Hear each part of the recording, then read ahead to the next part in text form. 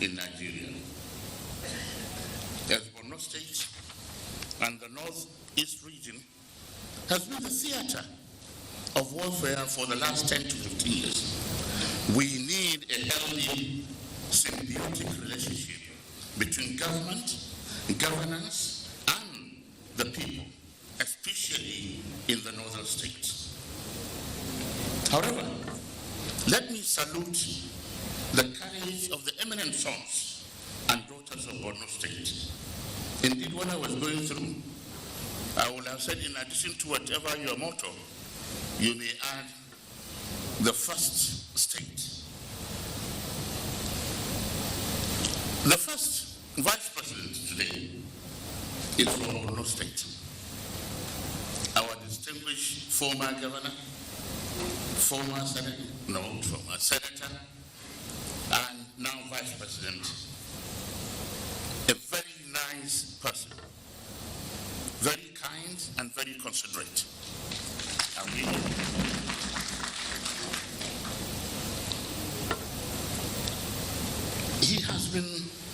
we have seen the sadness when things were not going bad. We have seen how he tackled the tragic event that has been happening. And now we can sigh relief and say, between vice president and our governor, we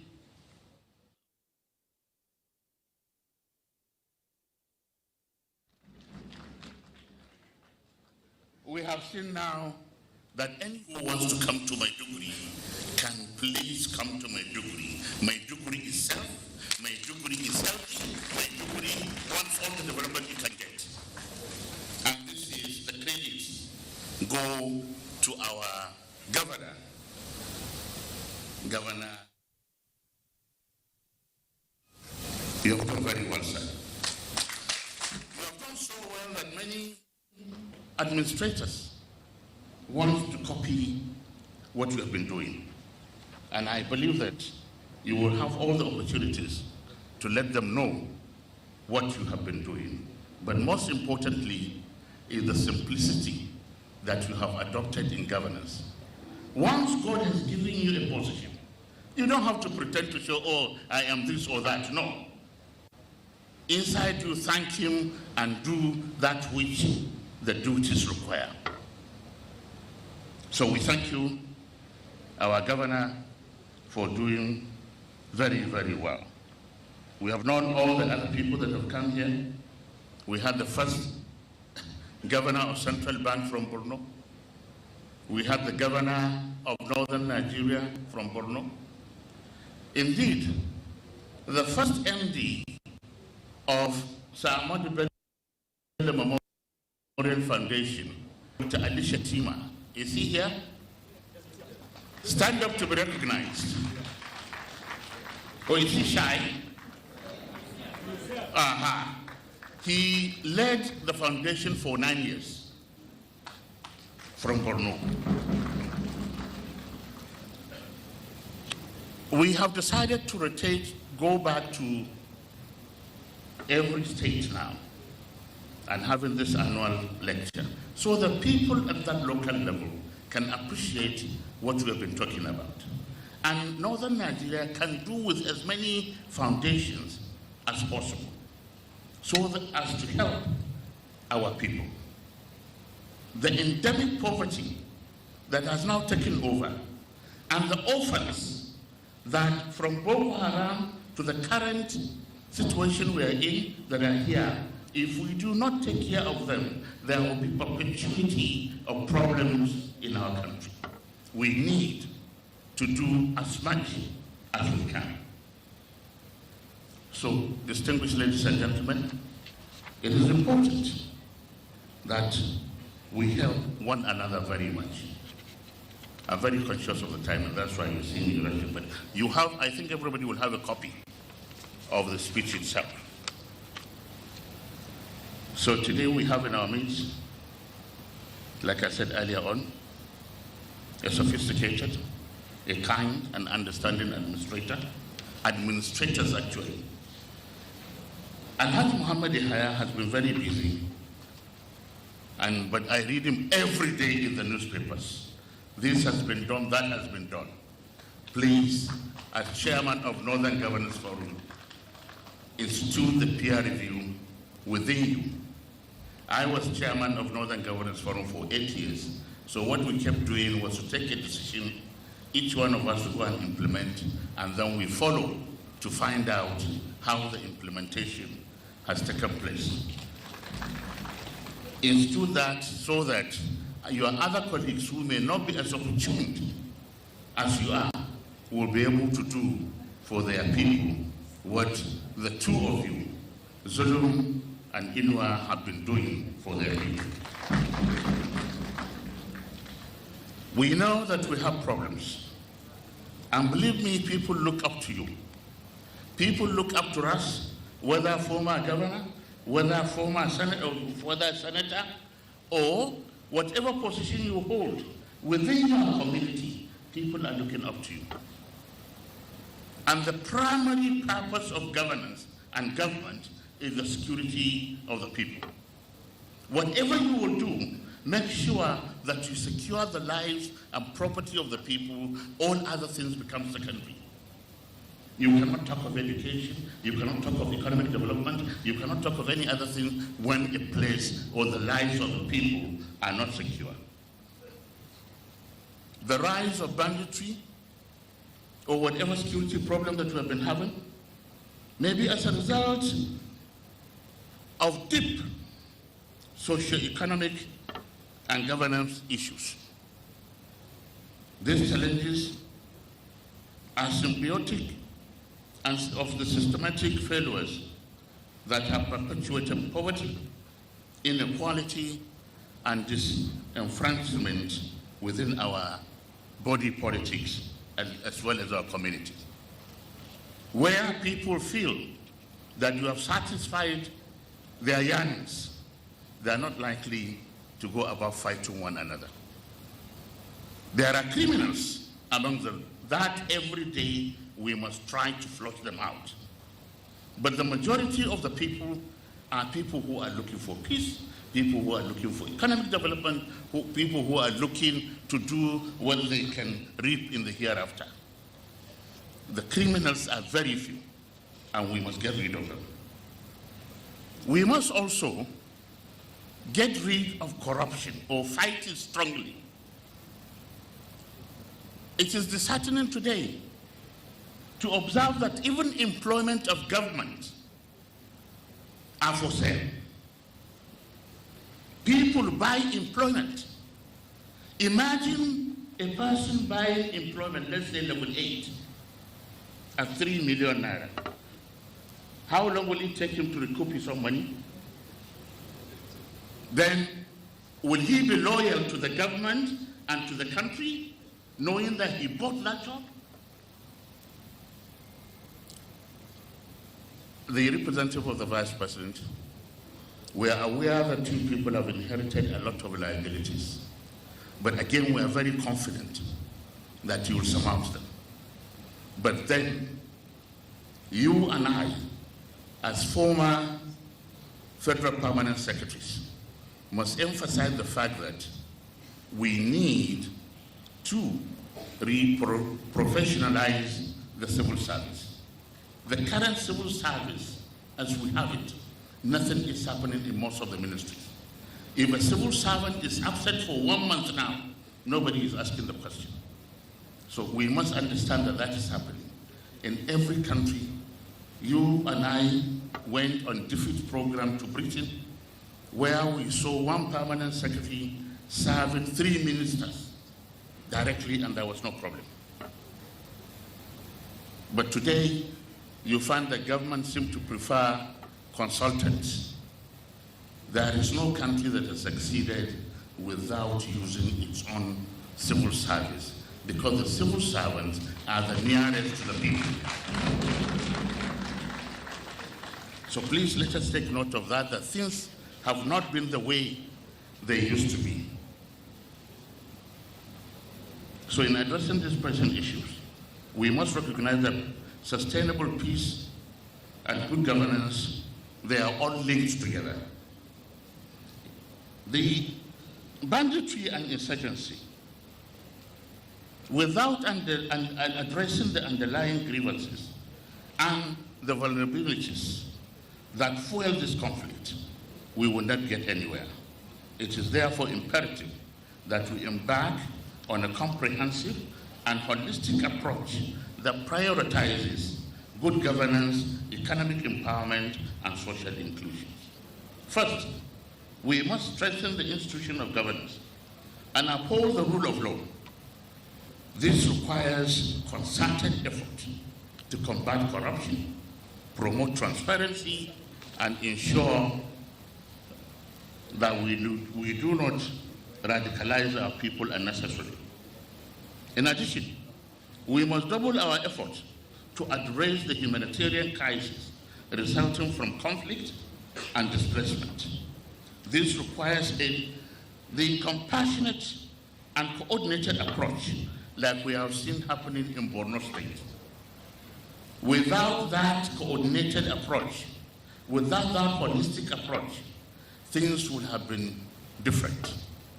Yesterday we went to visit the Sheikh, and he told us many things. How lives were lost unnecessarily, how district heads, how village heads were massacred. But now with the coordinated approach, we believe even the IDPs now has reduced so much to the barest minimum. And we are happy that education has been given the priority it requires. So as we chart this course towards peace and sustainable development, we must also acknowledge the critical role of traditional rulers. I don't know whether maybe because one has been born in part of that, but I've come to believe, particularly in northern Nigeria, and that is why even when the British came, they saw an institution that they could use without spending their money, and that was the traditional institution. That was why in Nigeria we had what was called indirect rule, because our institution was already strong and on the ground and ruling the people well. Till today, the traditional institution has a way of gathering intelligence more than any other institution. Because in every village, there is a representative of the traditional ruler. So let us make use of them to make sure.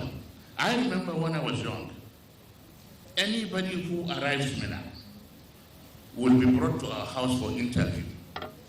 Where are you coming from? What is the purpose? Are you staying long? Are you going to leave when and co? The induction that took place, in fact, your identity or your answers sometimes even determine which area of the town they will send you to stay. But I know now things are bigger. You can have that, but they still have those representations. So let us recognize that role. Let us use them, and let us give them the assignment to help our country. Let me thank you very much once again. Thanking you would not be enough, but we will continue to do that. I understand that next year's event is likely to be hosted by Bauchi State, and the Deputy Governor of Bauchi State is here to take the flag later on, that at least 2025, God's willing, inshallah, that we will be in Bauchi. Thank you very much for coming.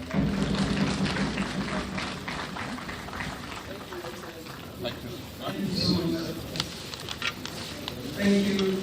Once again, ladies and gentlemen, could you please put your hands together for the Chairman, Board of Trustees, Sir Ahmadu Bello Memorial Foundation, the Chief Servant, Muazu Babangida Aliu, PhD, OON, CON. Thank you so very much for those opening remarks. Good morning and welcome to the outside broadcast of the 10th Annual Sir Ahmadu Bello Memorial Lecture and Merit Awards, holding at the Multipurpose Hall of the Government House in Maiduguri, the Borno State capital, and reaching you live on the services of the Nigerian Television Authority I am Tina Turu. The Ahmadu Bello Annual Lecture is an annual event organized by the Ahmadu Bello Memorial Foundation that brings together people of the northern region from all walks of life. This is the first time Borno State is hosting the memorial lecture. Holding it in Borno State signifies inclusivity and gives the state an avenue to showcase its rich cultural heritage and to show the world that a state once ravaged by insurgency is back on its feet and has hit the road. Legacy of the late Ahmadu Bello, ADC, Sargona of Sokoto, and Premier of the defunct Northern Region, Mr. Ahmadu Bello Memorial Foundation.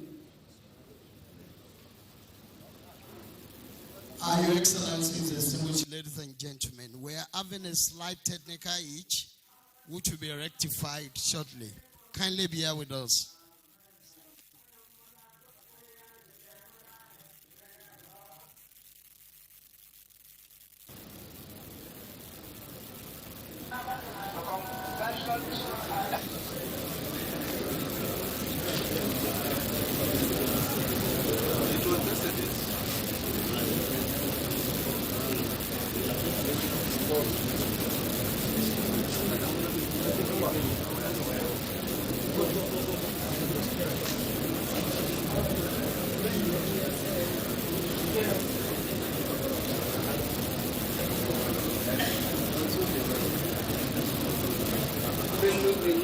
Thank you. Was established.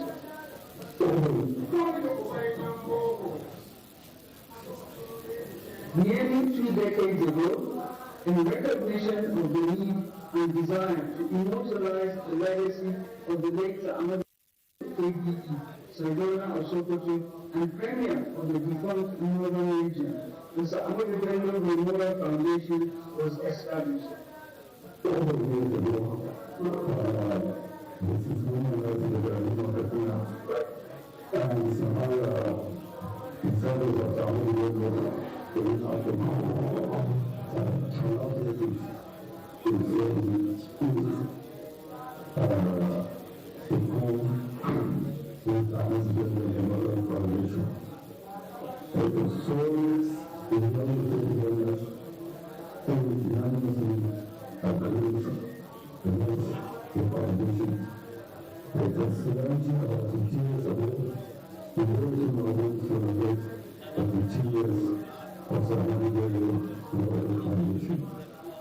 This visionary move was driven by the desire to honor the memory of one of Nigeria's most iconic leaders and to ensure that his values and contributions to society will continue to inspire generations to come.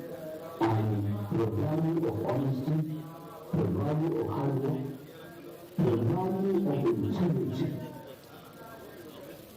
must be an ethical responsibility when it comes to our children. And we can only appreciate it through when we have seen them at one time. We are very concerned with the public life. Leaders were concerned with their public lives. And people everyone came across. Some people testify as to his honesty and desire to work for the North, but for the Northern region at that time.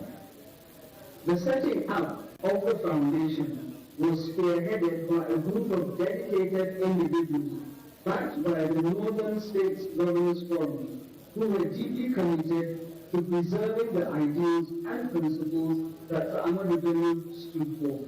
Their unwavering determination and passion for upholding his legacy laid the foundation for an organization that would go on to make a profound impact on Nigerian society.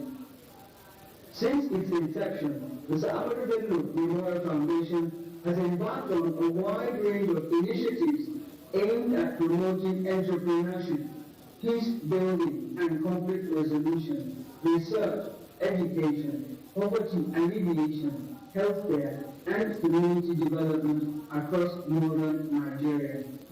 I participated Mr. Ahmadu Bello Memorial Foundation's Entrepreneurship Skills Acquisition Program here in Abuja in 2017.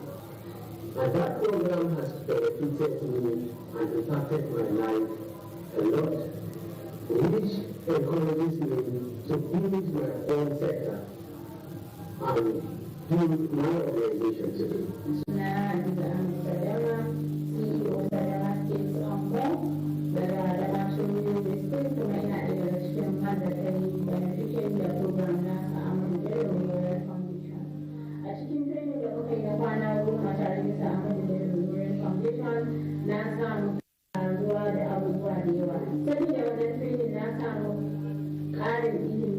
yanzu har ina iya amfani da lokaci na wajen kasuwanci da kuma ina amfani da lokaci na wajen sauran ayyukan gida da ayyuka haka. Na gode kwarai da gaske da wannan shiri da Ahmadu Bello suka bamu. I'm a medical doctor who graduated from Ahmadu Bello University in 2021. I'm one of the pioneer scholars of this Ahmadu Bello Memorial Foundation Scholarship Scheme. The scholarship contributed a lot towards my success by aiding with my tuition fees during my stay in medical school. And I thank Ahmadu Bello Memorial Foundation for that. Today I'm practicing as a resident surgeon in Federal Medical Center Abuja. And long with Ahmadu Bello Memorial Foundation. Thank you very much. The foundation has set out to honor Sir Ahmadu Bello's commitment to social justice, equality, and progress by implementing programs that directly benefit the most vulnerable members of the northern society and the country at large. Over the past 15 years, the foundation has achieved notable milestones in its quest to positively impact the lives of countless individuals and communities.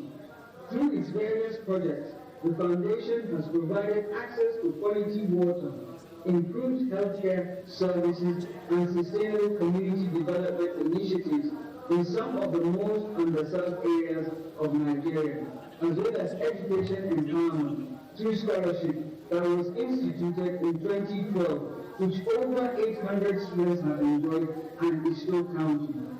Through its unwavering dedication and support of governments, groups, and individuals, the foundation has emerged as a leading non-governmental organization in Nigeria. Its efforts have been recognized and applauded for their tangible impact on the ground, as well as for upholding the values that Sir Ahmadu Bello championed during his lifetime. The Sir Ahmadu Bello Memorial Foundation remains committed to its mission and will continue to build on its achievements by staying true to its core values and leveraging the support of its partners and well-wishers. The foundation is poised to make even greater strides in the years to come. As it moves forward, the foundation will remain dedicated to the legacy of Sir Ahmadu Bello, ensuring that his vision for a better Arewa continues to shape the nation's future. Long live the Sir Ahmadu Bello Memorial Foundation. Long live the Federal Republic of Nigeria. Thank you so very much. This is just a small tip of the iceberg that Sir Ahmadu Bello Memorial Foundation has done over the last 15 years. We are here, Your Excellency, to seek partnership with like stakeholders who identify with us, who are partners of our cause to advance the cause of Arewa. Thank you so very much. Without much ado, the next person I'm going to invite is the Director General, Sir Ahmadu Bello Memorial Foundation, Engineer Dr. Abubakar Gambo Umar, MNSE MNIM, to introduce our guest speaker, Professor Tijani Bandi. Thank you very much.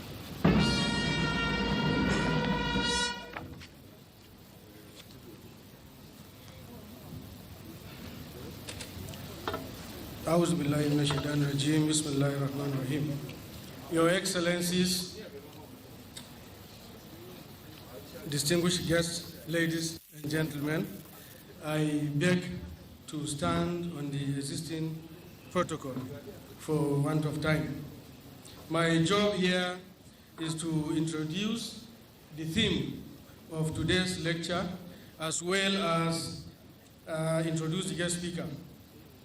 So once again, I welcome you all to this year's annual Ahmadu Bello Memorial Lecture on Good Governance and Leadership. Each year, we gather to discuss and analyze crucial topics that impact our society, inviting renowned experts to shed light on these subjects and recommend actionable solutions to our authorities. Today, we stand united in our quest to address one of the most pressing challenges facing our nation. That is the issue of banditry and insurgency. Our beloved country, particularly Borno State, the Northeast region, and the wider northern Nigeria, has been grappling with insecurity in various forms for far too long. The detrimental impact of these security challenges cannot be overemphasized. They have hindered economic growth, disrupted social harmony, and caused immeasurable loss of lives and properties. Therefore, it is only fitting that we have chosen the theme, creating pathways for peace, tackling banditry and insurgency through good governance for sustainable development. For this year's memorial lecture, this theme encapsulates our collective determination to address the root causes of these conflicts and find lasting solutions.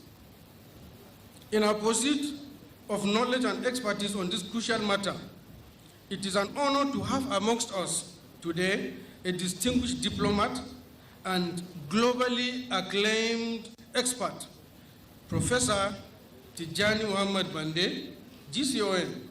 His wealth of experience and deep understanding of international relations will undoubtedly enrich our discussions and pave the way for insightful recommendations.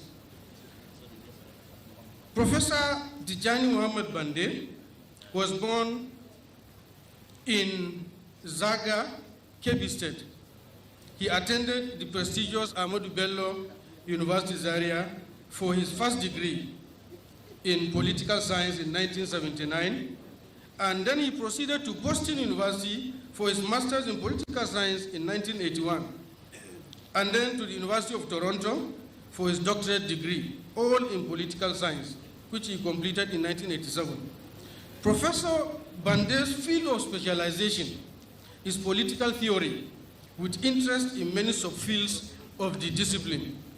Professor Bande is a thoroughbred political scientist, accomplished diplomat, and a seasoned academic. He has worked in public administration and international relations and diplomacy. His illustrious career spanned from being a lecturer and professor at the university at the Usmanu Danfodio University, Sokoto.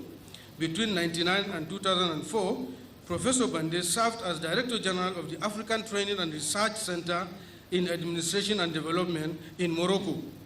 He was also the Vice Chancellor of the University of the Usman Danfodio University, Sokoto, from 2004 to 2009.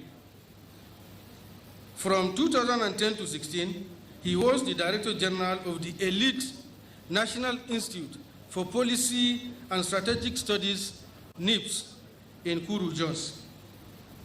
Professor Bande was also Vice President of the 71st United Nations General Assembly between 2016 and 2017, and which has paved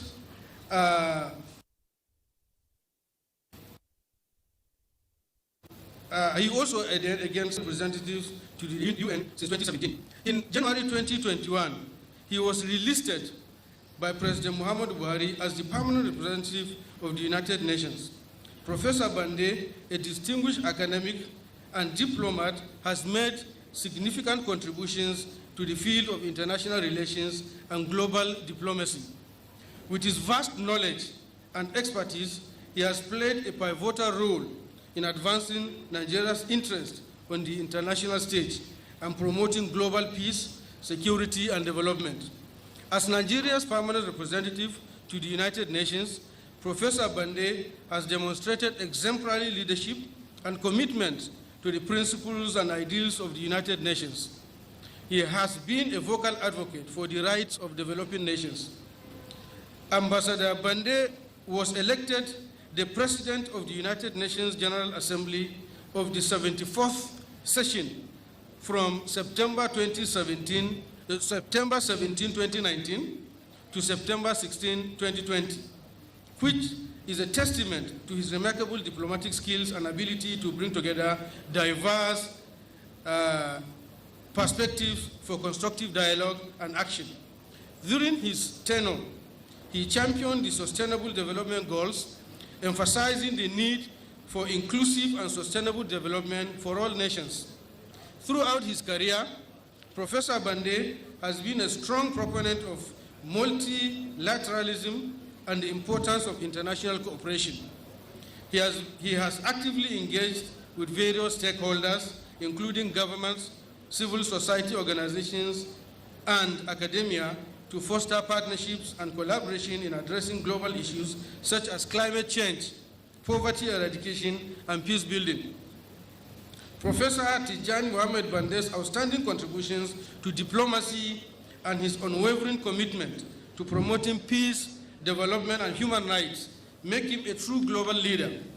His visionary leadership and dedication have earned him the respect and admiration of his peers and colleagues within the United Nations and the global diplomatic community, thus earning him Nigeria's second highest national honor of Grand Commander of the Order of the Niger, GCON, in 2022. Professor Bande has to his credit many awards, including the highest award from the International Police Association, Distinguished Alumni Award from Boston University in 2021. He also holds the honorary citizenship of the state of Georgia, given to him in 2013, and many awards from around the city of New York. Professor Tijani Bande has traveled to over 70 countries in all regions of the world during the course of his work and studies. In recognition of Professor Bande's outstanding contributions to community development, he has received the Gwandu Emirate Award for National Development and the traditional title of Omoluabi Atata of Igbarauke Kingdom, among other such recognitions. Our distinguished guest speaker is happily married with many children and grandchildren. Your Excellencies, distinguished guests, ladies and gentlemen, it is my honor, indeed our honor, all of us. Therefore, join me in welcoming our guest speaker, His Excellency, Ambassador Professor Tijani Mohamed Bande, GCON, to come forward and deliver his speech. Thank you very much. Thank you.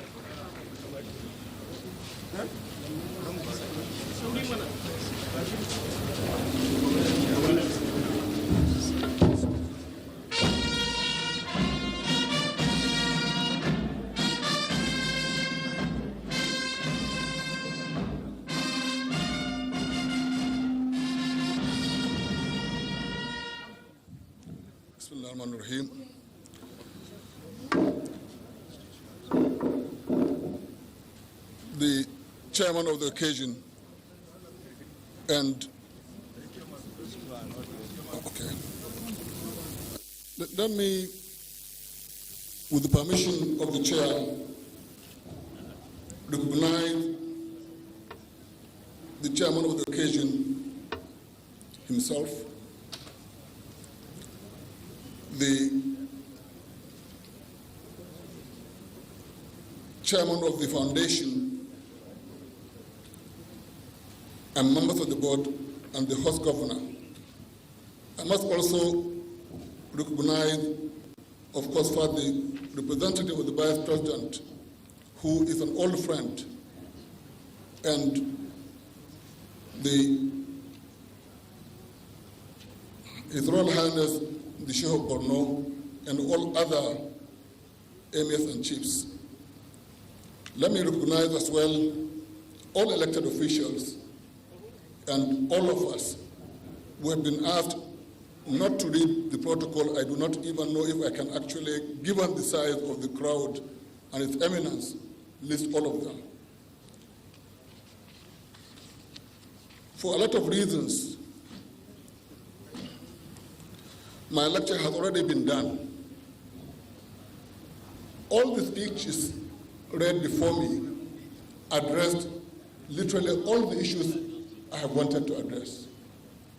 But having come from far distance, I have a duty to deliver the message as I conceived it.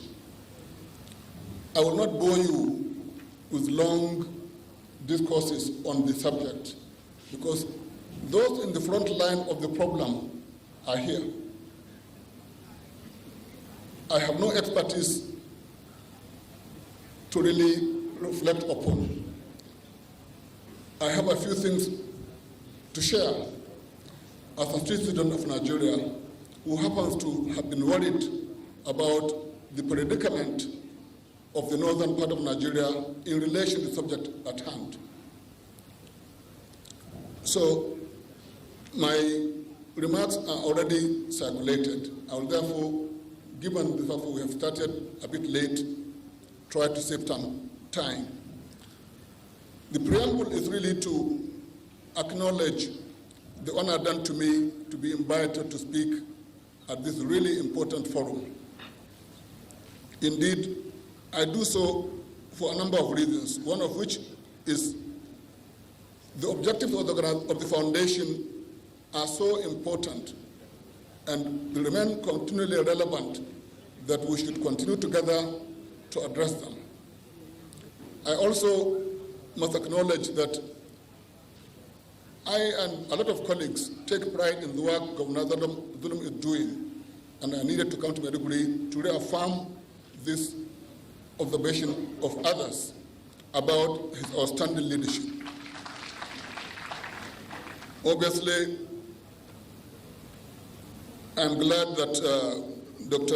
Shatima is a colleague and friend who also pushed me to come at such a notice. Nonetheless, I'm glad to be here. Now, let me just make a few clarifications. This is about the foundation in memory of the work and legacy of our leader, the first and only premier of northern Nigeria, the Sadona of Sokoto. And it's not about just northern Nigeria, it is about Nigeria. The fundamental thing, and we need to restate this, is that any problem affecting the northern part of Nigeria is a problem for Nigeria as a whole. It's absolutely necessary to be very clear about this. There is no northern Nigerian problem of importance which is not at the same time a Nigerian problem. First, northern Nigeria is over 2/3 of the landmass of the country. The population, of course, is higher than other parts of the country, and all other reasons. In the same way, a problem dealing with other parts of Nigeria is a problem for northern Nigeria. This is very important. We must affirm and continually affirm our place in this Nigeria. This issue of segmenting Nigeria and beginning to put one good and the other bad is something we have to continue to reject.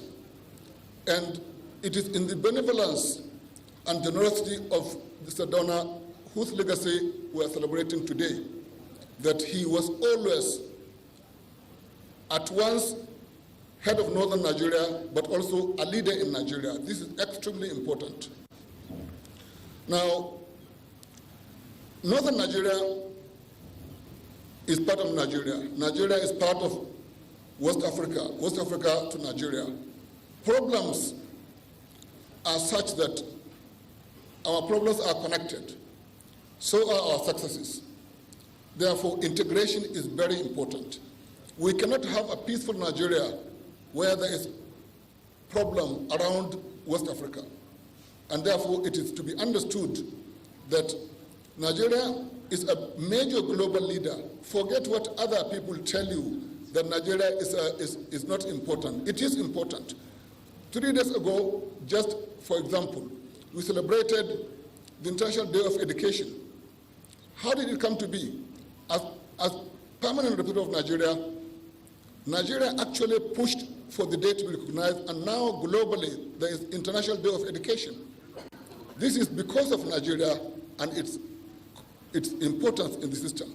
As I speak, there is in the United Nations a convention being discussed concerning reform of global taxation.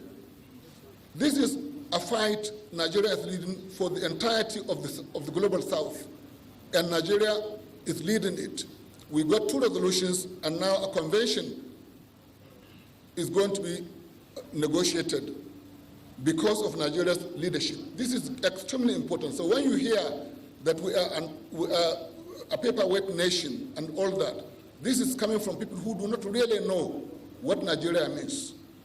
And in this Nigeria, the northern part is key. Therefore, we should appreciate the context of the conversation here. Now, we know the connection between us and the world. COVID-19 is a reminder of the interconnectedness of our world. Today, there is a war in Ukraine, and we know the connection of this to prices of food items around the world. So these are things to remind us that northern Nigeria has never been isolated. I think scholars here, and I've seen a number of them, will tell you, from time immemorial, the connection between us and the rest of the world, and we must continue to affirm those connections for ourselves and for the rest of the world. Now, today, we wonder, why are we talking about this donor?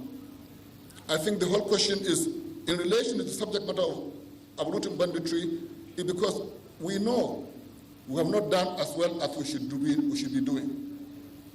And we know also leaders of the past with slimmer academic credentials did far better. We therefore have a lot to learn from them.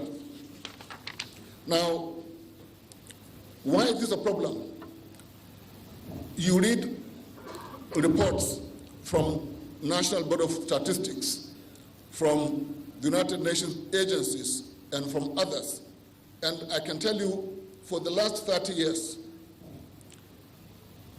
the basic data concerning development, including maternal mortality, including stunting, including poverty, including all sorts of things, are not good for northern part of Nigeria. We can debate, and some of us have done, some of the concepts and categories used may not be fair, but even allowing for that debate, we know we are not doing as well as we should be doing. In addition, in comparison to southern parts of Nigeria, on many of these indices, we are not also doing well. And I'm talking of a sweep of over 30 years. Now, furthermore, Nigeria, and I've heard the Secretary of the Government of Borno State raising this issue, we cannot eat potential. We therefore have to deal with doing better as Nigeria. Now, let's be also very clear that some of the data is fueled by a hostile media, whether new or mainstream. We should be very careful concerning the consumption of information that is unverified, that at times is weaponized against northern Nigeria, or in some contexts against Nigeria as a whole. We should be extremely alert not to be used to fight ourselves. And this is a theme I'll come back to later. It's particularly important for this audience that, in my view, most of the problems of northern Nigeria in terms of the subject of peace and security, banditry, and general conflict is fueled by people from within. people from within. You take a segment of Nigeria and paint it as if it is completely different and hated by the rest. And there is a very serious move in some media to fan this amber of hatred of Northerners by Northerners. We must not fall victim to this. Let me also say this. Any Northern Nigerian who thinks it is his responsibility to abuse and vilify so-called Southern Nigeria is not doing a favor to Northern Nigeria. Let's be very clear. You cannot be abusing your compatriots simply because you think some disgruntled youth or even at times elder from somewhere has said something negative about what you think is Northern Nigeria. I think we should be far above this kind of response. We must commit to Nigeria. We must commit to stating the facts as they are, very bluntly and insistently. We should not fall victim of the division in the northern part of Nigeria to create problems for Northern Nigeria and for Nigeria as a whole. This is extremely critical. Now, I mentioned the idea of, in light of the problems we have, the Igbo problem is pertinent. Your house is burning and you are pursuing a rat. This is not your task. And I take the wisdom of the Hausa in saying that the Ronchiki Akanjaro region, you therefore must use the goodwill that we still have to deal with the problems we have. We have to invest wisely with what we have to get even more. This is critical. Now, the next section deals with the legacy of Ahmadu Bello. I think it's very clear to me that the Sadona and his colleagues did not pursue the rat and ignored the burning house. They used what they had wisely. They were never caught sleeping on the job. Rather, they faced up to the challenge of their times with every legitimate tool at their disposal. They developed a vision of a prosperous, self-reliant, and self-assured northern region, which was their responsibility. They created, repurposed, and reinvigorated institutions to make their vision a reality. It's not simply mere slogans. When they said, one knows, one people, one destiny, they knew there was work to be done, and they worked toward that. The result is what we are here today. Look at all of us gathering from different locations, different stages of life. Nothing that is unimportant will get the kind of people here from all parts of the world. Somebody from Sokoto coming to Borno, you know it's a serious matter. It's not a small matter indeed. Therefore, when they created the vision, they worked for that vision. One north, one people, one destiny.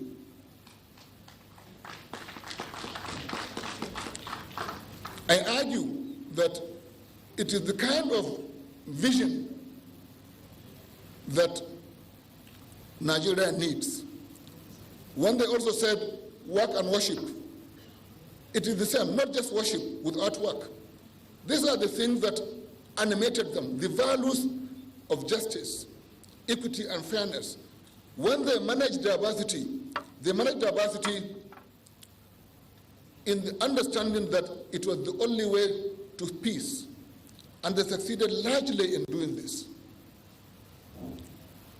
Now, there is no reason, therefore, for us to wonder as to why is it that today we still talk about the Sadona. It is because of what they did, even with their limitations, to mobilize people to face up to the challenge before them, which is, first of all, a challenge not of dominance, but having equal right within the Republic or the Federation of Nigeria.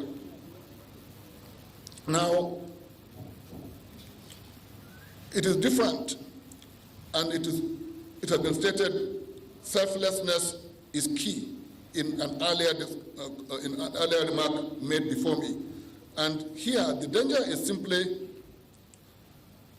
today, the gap between the self-serving preoccupations of today's elite and the existential realities of the multitude is progressively widening. We cannot continue to widen the gap between the rich and the poor, the elite living completely different lives, without the needs of all of us, the rest of us, being looked after, and then expect peace. You cannot sleep with your two eyes closed if there is this level of injustice. It has to be addressed. I give and talk about governance. I do not want to get too much into this. I think everybody has been told about what good governance is. I have my own slightly different view of the origins, and I do not want to get into this debate here. But in the literature that is being hawked around, there are so many elements. Some of them are key: accountability, transparency, and all these issues are critical. You see them in the paper. Now, can we now say, as others are even suggesting, we are wasting our time talking about Mr. Donald and learning from his legacy? Obviously, addressing the issue of context. Now, it is true, Mr. Donald lived in a time in Nigeria when we had a parliamentary system. It hardly has its different approaches to governance, and this is to be noted. It is true that we had 3 and later 4 regions, and now we have 36 states, a federal capital territory, and 774 semi-independent local governments.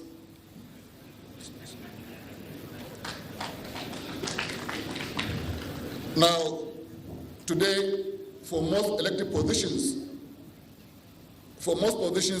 in the executive, it is elective.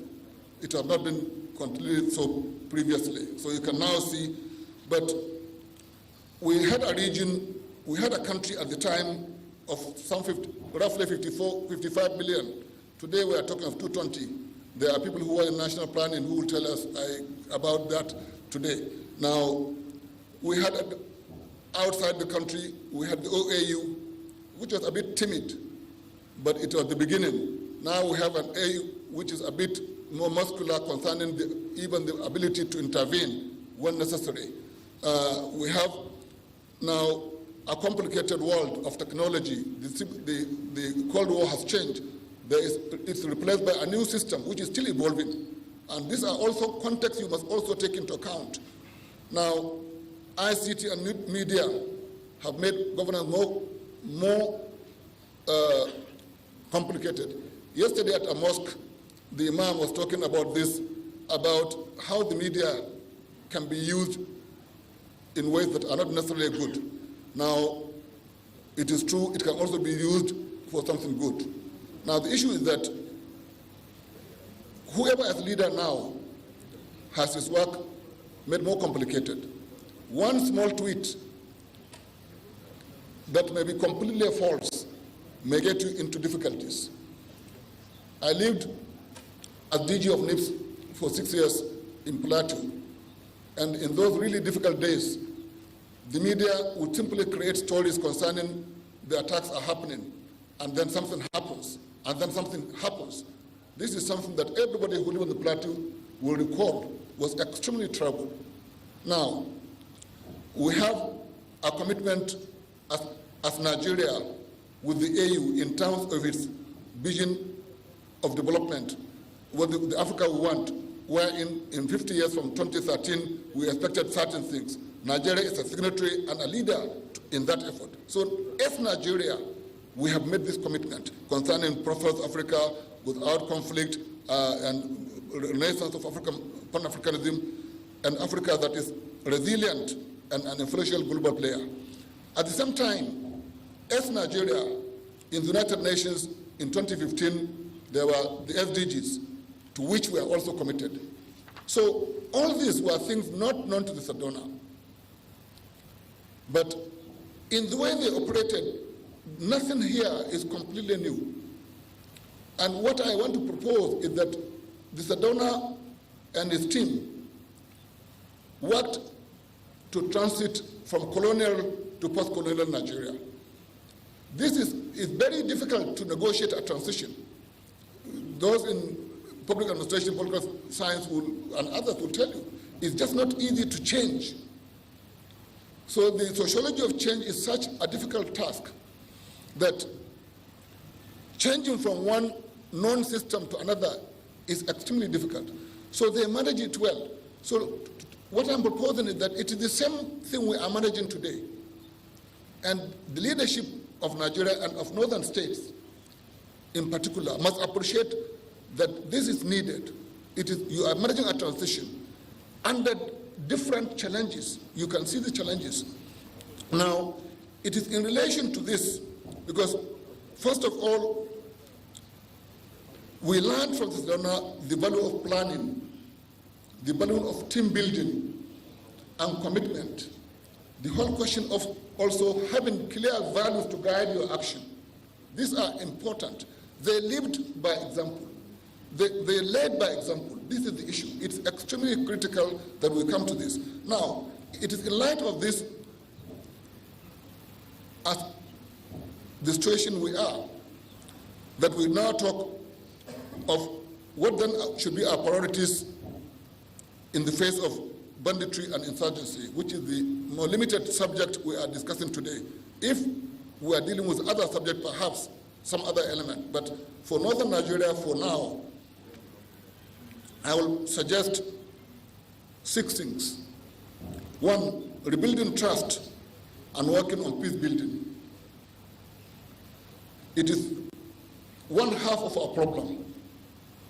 Without it, we cannot have any self-confidence to do anything. Without self-confidence, you are defeated. And it is this defeat that is actually what we are reacting to. We are retreating against the problems we have. And trust is central to this, the idea we can together do something. So trust building and peace building is number 1. Then there are former teachers and runaway teachers. I didn't mention any names.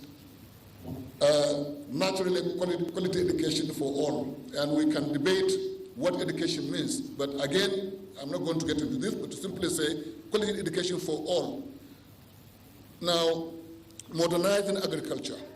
Modernizing agriculture is extremely critical because not only of food security and the issue of sovereignty, you can never be free where somebody is giving you food. But also because for most Nigerians, it is through agriculture that they make a living. We need to modernize agriculture. And the experts will tell you a lot about how this can be done. But poverty eradication cannot be handled in this part of the country without modernization of agriculture. This is extremely critical. Now, number 4 is building infrastructure, including in energy and ICT. Now, I will come back to all this later. Rebuilding the civil service, including the judiciary, and being open to the world is number 5. Number 6 is creating credible media to support the above objectives. Without a media that appreciates your challenges and your aspirations, a lot can go wrong. Let me just come back to each of these priorities to show why they are critical for northern Nigeria today. Of course, banditry, I cannot come to Borno and tell them about this. They are the ones to tell us what it meant in terms of absence from factories, from farms, from schools, from markets, everything else. Uncertainty as to where next you'll sleep. These are elements. Without this, of course, illiteracy and disease will take hold. Now, I will leave this matter, come back to education. It has been said that no society can advance ahead of its educational system.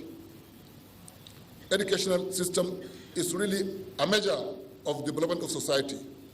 And therefore, all elements to do with education, including and especially motivating teachers who are professional teachers. At the center of the educational system is really the teacher. Facilities are important, but you deal with curriculum, you deal with infrastructure, we deal with teachers qualifications and their remuneration to ensure that they remain in teaching. One thing I can say, as an aside, is that I have never seen any teacher who has ever left teaching completely. Almost every teacher you speak to, whatever his station in life will tell you, he values teaching.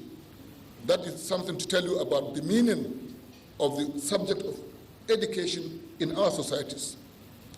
Now, Northern Nigeria based its system on merit because they believed in merit.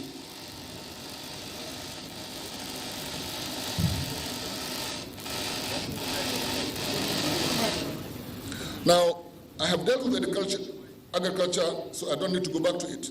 But then in relation to modernizing agriculture, we need to deal with the subject of movement of cattle between parts of the country because it is a source of conflict. We have to really take the bull by the horn and find ways to make it no longer necessary, or at least to appreciate how best we can manage the movement of cattle and those who had it between parts of the country. This is a big conversation. It's very important because without it, a lot of it have happened. Now, infrastructure is both a catalyst and evidence of development. You cannot develop without infrastructure. You cannot integrate without infrastructure. Schools, hospitals, roads, railways, telephones, boats, and ferries, airports, and airplanes are necessities of life for communities. And ICT is an enabler for everything: education, health, commerce, agriculture, communication, entertainment, security, everything. So therefore, we have to focus on ICT, even if we are talking of lack of funding. We must find funding because of the harvest we can get from dealing with infrastructure and ICT. Now, obviously, laws make it at times easier, at times not so easy as to what policies you can, because some are under the purview of the federal government. You have to work with federal government to get certain things done, to align with federal government. Now, let me come back to the issue of the civil service. I think it's very clear. We used to say something. We still believe it. We worry whether today we even know its meaning, which is that the civil service is the engine of government. And we have forgotten the meaning of civil service, the impartiality, the professionalism, everything required, probity elements, everything. And we have to come back to it. And while we are at it, of course, we have to be very clear concerning somebody raised it before me, it's in my paper, the issue of consultants. If you are going to deploy consultants, let it be clear as to why and for how long and for what purpose. We know how the whole issue of consultants are faced in our political economy. We need to come back to examine it more thoroughly if we are to deal with the public interest. Let me leave this one here. Now, I am very clear that a lot of people in this room know that Nigeria has made progress in the last 50 years.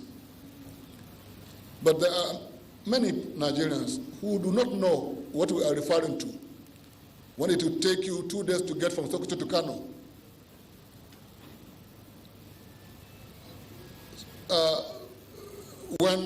So the indices are many. We have made a lot of progress. Let us forget what we hear. Everything is being drummed into us that we are a failed state. We are this, we are that. They find fragments of our failure and then magnify that as if Nigeria has not made progress. Nigeria has made tremendous progress. Let's be very clear. But what we do know, of course, is that it has also made some monumental failings. We must address truthfully those monumental failures and we know them. But to project this image of a failed Nigerian state and aspires is only when someone has had something he has not gotten. All of a sudden, he becomes a philosopher of doom. Let's be very clear and not fall into this kind of nonsense. I am saying this to young people in particular. If you are told that there has been no progress in Nigeria, the worst country in the world, remind the person, which country have you visited? Ask the person, which country are you talking about? And then we can have a conversation about that one. This country is sweet. We have to make sure it is even sweeter. We have to work to make it far better than it is.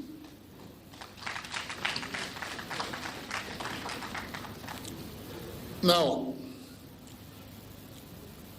what is clear is that some of these failings are that we need to find a means to strengthen our resolve to ensure that we are at peace with ourselves as Nigeria, and that we can address abuses of power and privileges in particular spaces, and provide leadership for the continent of Africa. Now, let me just say a few things about what I think are hopeful signs of change.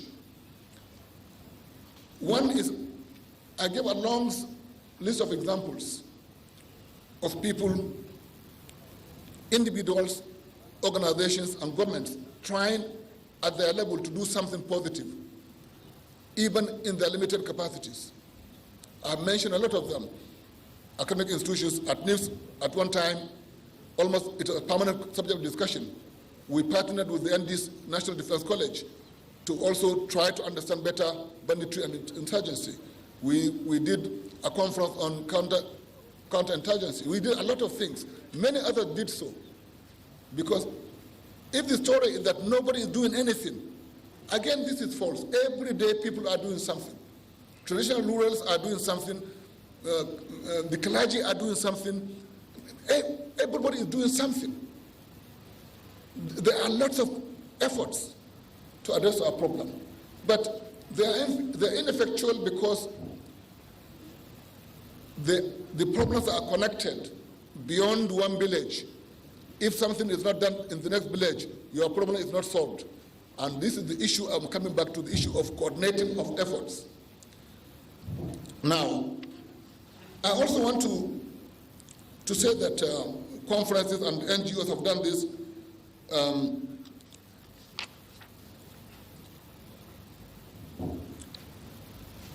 We have also the effort of the cultural industries, Kannywood, Nollywood, and all that.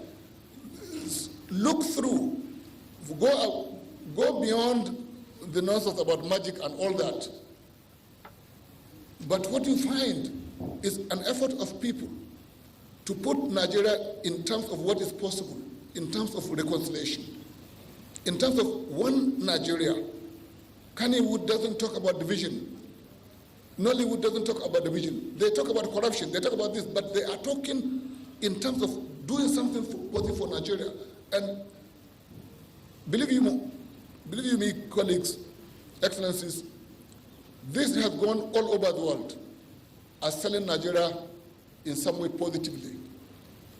I have also cases of Nigerians, all of us can give anecdotes, but of Nigerians who have not even ever been to Nigeria, being extremely positive about what has to be done for Nigeria, never giving in to some of the narratives, because there are some people who have made money talking nonsense about the country, outside the country, but they are being challenged in their own homes by young people who do not think anybody will profit from breaking Nigeria up into tiny fragments for them to be heads of state, heads of whatever.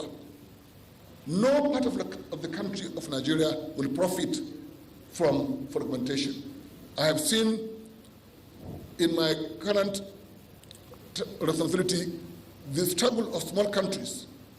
When we learned in school about economies of scale, it is only now you see when you find ambassadors telling you how difficult it is for them because they have few people. or their space is restricted. We have a lot to learn from the struggles of countries that are tiny, that have hardly people. So we must take this as a major lesson. Now, I also want to say this. We do not have big ceremonies concerning Nigerians who have returned home. We do not capture them. The media doesn't know about them. When I'm coming back, for example, I'm coming back in 2 weeks' time, nobody will know I'm coming back until I say so. But let there be one young man who has found a way to Spain. I lived in Morocco and I knew how it was. And then beginning to talk how tough Nigeria is. Everybody is taking the story. But the numbers of Nigerians coming home to say we are coming back home to rebuild, or to say I'm coming home to help. Because look, let's be clear. Nobody says every Nigerian must live in Nigeria. Don't demonize a Nigerian who decides to live in the UK. It is his choice, but he remains a Nigerian. What is your problem? So the issue is simply a lot of Nigerians are doing something for Nigeria. When you hear stories of Japan, today I hear Japan, I remember Babangida and I and Hakim, in our time it used to be Andrew. So in 3 years' time it's another name. Whatever the case, the real issue is that a lot of Nigerians are positive about Nigeria, positive about wanting to help in the effort for nation building and for development. Now, let me come to recommendations. Again, these are broad themes. Recommendations will properly come when experts actually look at each and every facet of what we are asking to do. If we want to deal with education, it's not here, I'm telling you what to be done, but when the experts sit, they will tell you what are the elements that are important. Some will give you a lot about basic education, some will give you about higher education. Every element of education, we have people who can guide us through this. Let me just come to this. First, we must resolve to work together to enhance the mutual trust necessary for achieving lasting positive outcomes in favor of peace and development. Tackling bandits and terrorists who have amassed financial and logistical resources, and this is key, and have made a dent on our self-confidence, is not easy. First, we have to trust that we can do it together. So we have to have, therefore, state governments being clear as to the roles of traditional institutions, traditional rulers, without which this element of trust cannot happen today. What then is the role of this institution? I will not say much about it because it's a subject of long conversation.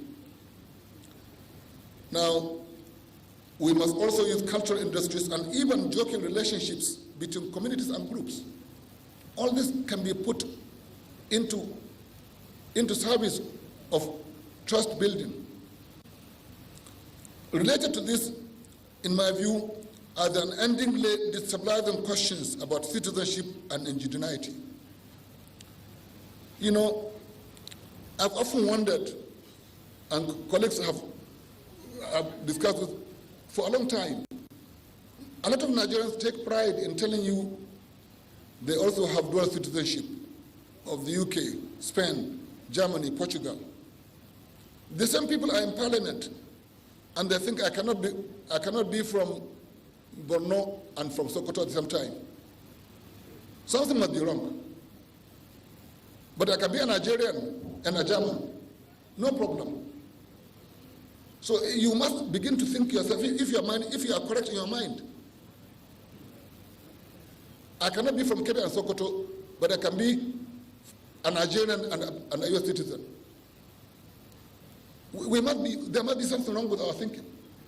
So we must find a means to deal with citizenship and indigeneity. It has caused a lot of problems. It's not an easy thing, but I'm seeing there are people in the National Assembly who must take up this element as important. It's not an easy conversation, but it has to be done in such a way that everyone is comfortable that, yes, you cannot tie someone to a place simply because you decide he cannot be elsewhere.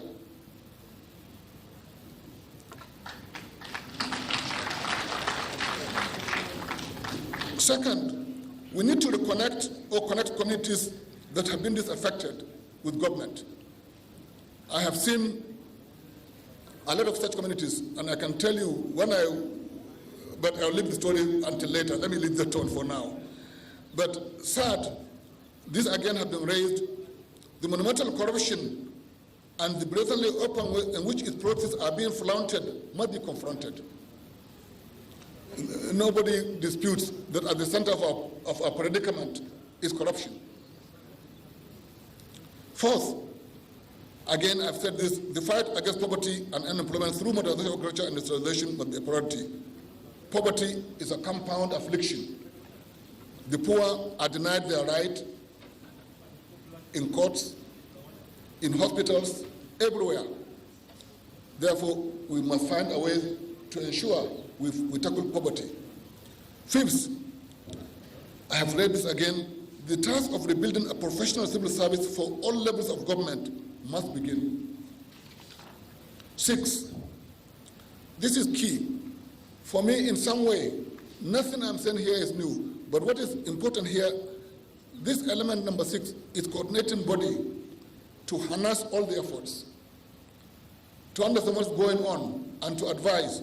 This body can be undertaken. Obviously, the leadership of governors is key, but all others are important, so that it can undertake broad policy guidance, it can have roadmap, it can have all kinds of things that are key to integration, including monitoring, tracking performance, getting data. Now, we appreciate that we are not in the old northern region where the MPC was dominant and others would be given a bit of space. Here we have a lot of states with different parties, different governments, even different programs. That's why we need to do the legwork of getting people to appreciate broad roadmap that are respectful of the differences that can happen between parties and the programs they run on. This is important. Seventh, and this is very crucial, again, you need a media that better understands your aspirations and challenges. We want peace and progress. We want enlightenment. We can get all other media to help, but we can also create our own professional media. There are several ways to do it, and those who are expert in the field will guide if this is something that is found useful. I like the statement attributed to the donor concerning you need your own media because you cannot be asking somebody to be blowing your trumpet for you, because those people are too busy actually drumming their own trumpets. We have to learn from this. Mr. Chairman, distinguished attendees, in conclusion, the tasks before us are as critical and urgent as they are difficult and necessary. We must get off the easy position of merely lamenting our seemingly permanent state of conflict and less than optimal performance. We have done a lot of finger pointing that has led us to nowhere. This we do for ourselves and for prosperity. Indeed, for me, the most important issue is really we must deal with what are the needs of those coming after us. This is our major responsibility and we must handle it. Every one of us has a role to play. I thank you. Thank you, distinguished guest speaker, Professor Tijani Mohammed Balmeki. That was the guest speaker, Professor Tijani Mohammed Bande, GCON, Nigeria's permanent representative to the United Nations, making his way back to his seat, having delivered a lecture on tackling banditry and insurgency through good governance for sustainable growth and development, as he speaks on the need for coordinated efforts in tackling banditry and insurgency, as well as providing solutions to the underlying issues. While extolling the legacy of late Ahmadu Bello on good governance and leadership qualities, identifies deliberate efforts by all stakeholders in addressing socio-economic challenges and mapping out modalities towards sustainable growth and development. The media, he says, has a role to play in putting out messages of hope for sustainable peace and growth of the nation.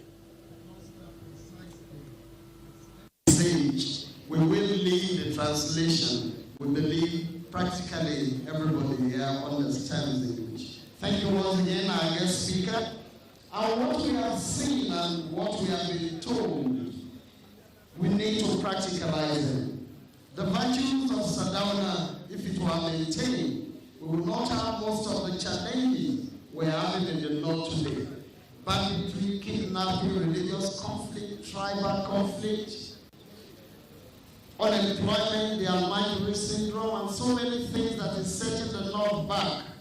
We want to see practically what the Sardauna will have done. Your Excellency, distinguished ladies and gentlemen, I will now invite the artists, our dramatists, to kindly come on stage very briefly to present the legacy of Sir Ahmadu Bello Sardauna Sokoto Premier, Northern Nigeria late, and why we must emulate what the Sardauna has done. Northern Nigeria is a homogeneous entity. That was what Sardauna led. Today we have so many challenges. A lot of divisions have crept in. We're no longer speaking together as one people, under one God, in one destiny. These things need to change, and this is a clear call, therefore, to our leaders, so that the North will know peace once again. The North will begin to see progress. The North will begin to move as a people committed to develop and to progress. The dramatists, we are ready. Can we have you on stage so that we do not take unnecessary water? Thank you.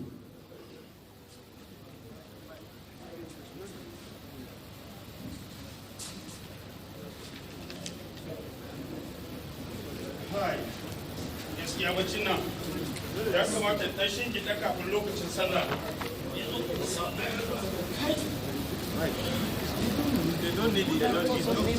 gaskiya bari ɗan shinki ɗe kafin a ce lokacin sallah ya yi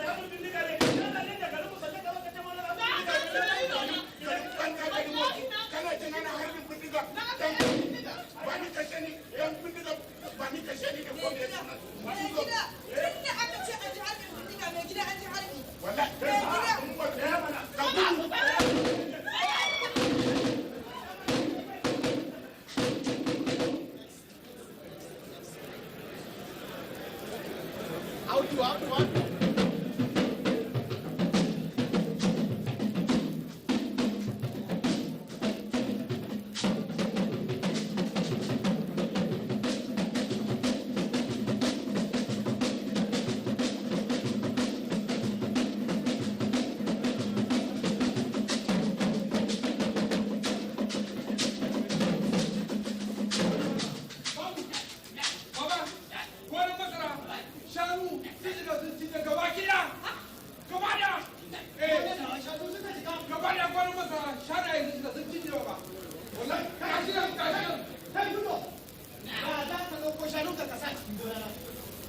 ɗansa a gonan ka buɗe kunnen ka kaji wannan hanya tun lokacin sardauna akwai wannan burtali ku ya muku gonan asa kuɗin kai kuma wani kari kuna wucewa da sardauna ne daga kuɗi mutu wannan ni biye ka ba wani biye ni ke ari wallahi ni ke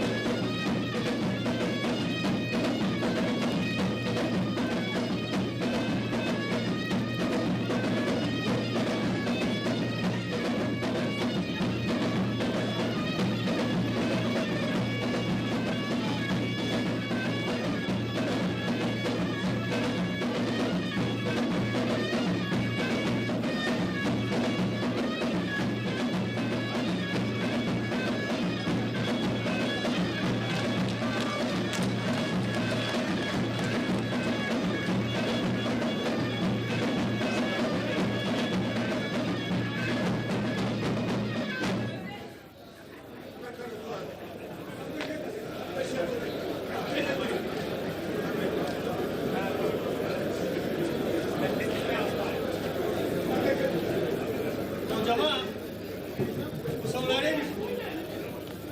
Na gode. Ko ba haka ba? Abin da yake faruwa a ƙasarmu nan arewa ba abin da hankali zai ɗauka. Gaskiya ne. Mu ne barayi, mu ne 'yan fashin daji, mu ne faɗa makiyaya da manoma, mu ne almajirai, mu ne rashin zuwa makaranta. Wannan abin sam hankali mu ba zai ɗauka ba.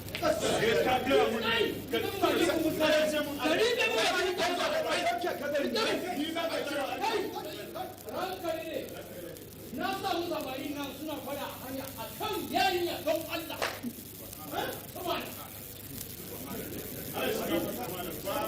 Saboda annabi ba a kashe wuta ɗaya ba kun je kuna sake kada wata fitina. To an ne bayan ce kuna Kristan. Allah kake ina ruwanka. Ba ku san inda kuke ba. Bari yanzu da irin rashin da'ar da muke magana yanzu. Jiya ba kula kan ya kashe manomi. Mun sa a je a kawo ko ina a kawo da mu. Shi ne magana. Dan me yasa ne mu wai a arewa nan ba za mu zauna lafiya da junan mu. Allah ji kasar daura. Dan Allah dan annabi me muka rasa a kasar arewa nan? Babu filin noma ne? Babu malamai ne? Babu sarakuna? Babu gwamnoni ko babu shugabanni? To dan me yasa mu ne ci ma baya koye? Wannan abin da nake gaya muku ba wanda zai tashi ya nema mana yancin mu ba mu da haka. Mu masu sarautar gargajiya mu wakilan jama'a ne haka gwamnati zai kafa doka zai gaya mana za mu gaya talakawa mu ma kuna da matsala mu ma muna da shi gwamnati mai da matsala idan ba mu tsaya mun gyara ba wannan hoton da ya ci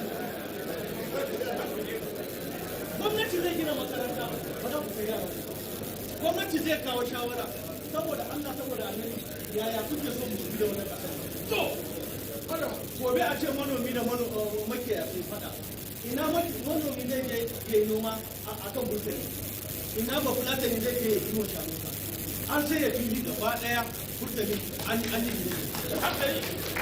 gina gidaje an gina kamfanoni tun zamanin sardauna an gina burtani da shanu yau ina za a je a yi kiwo yau babu shi gaba daya saboda haka abu ya nake yanzu ku samari guda biyu da kuna faɗa wannan yanzu a kan rashin aikin yi kun je kuna faɗa menene amfani ana mura mu muna da aiki ba menene aiki mu aikin mu dinin da manyan mutane yan siyasa ko kuma ma'aikatan gwamnati suka taru ba a nan mu muke ba ko da wurin aure ko wajen su kai yanzu har makaranta muna bi har makaranta suna ba mu albashi kuma ba ba mu ba har gidan ramu kwana ko wani ne ga mu aiki ka masha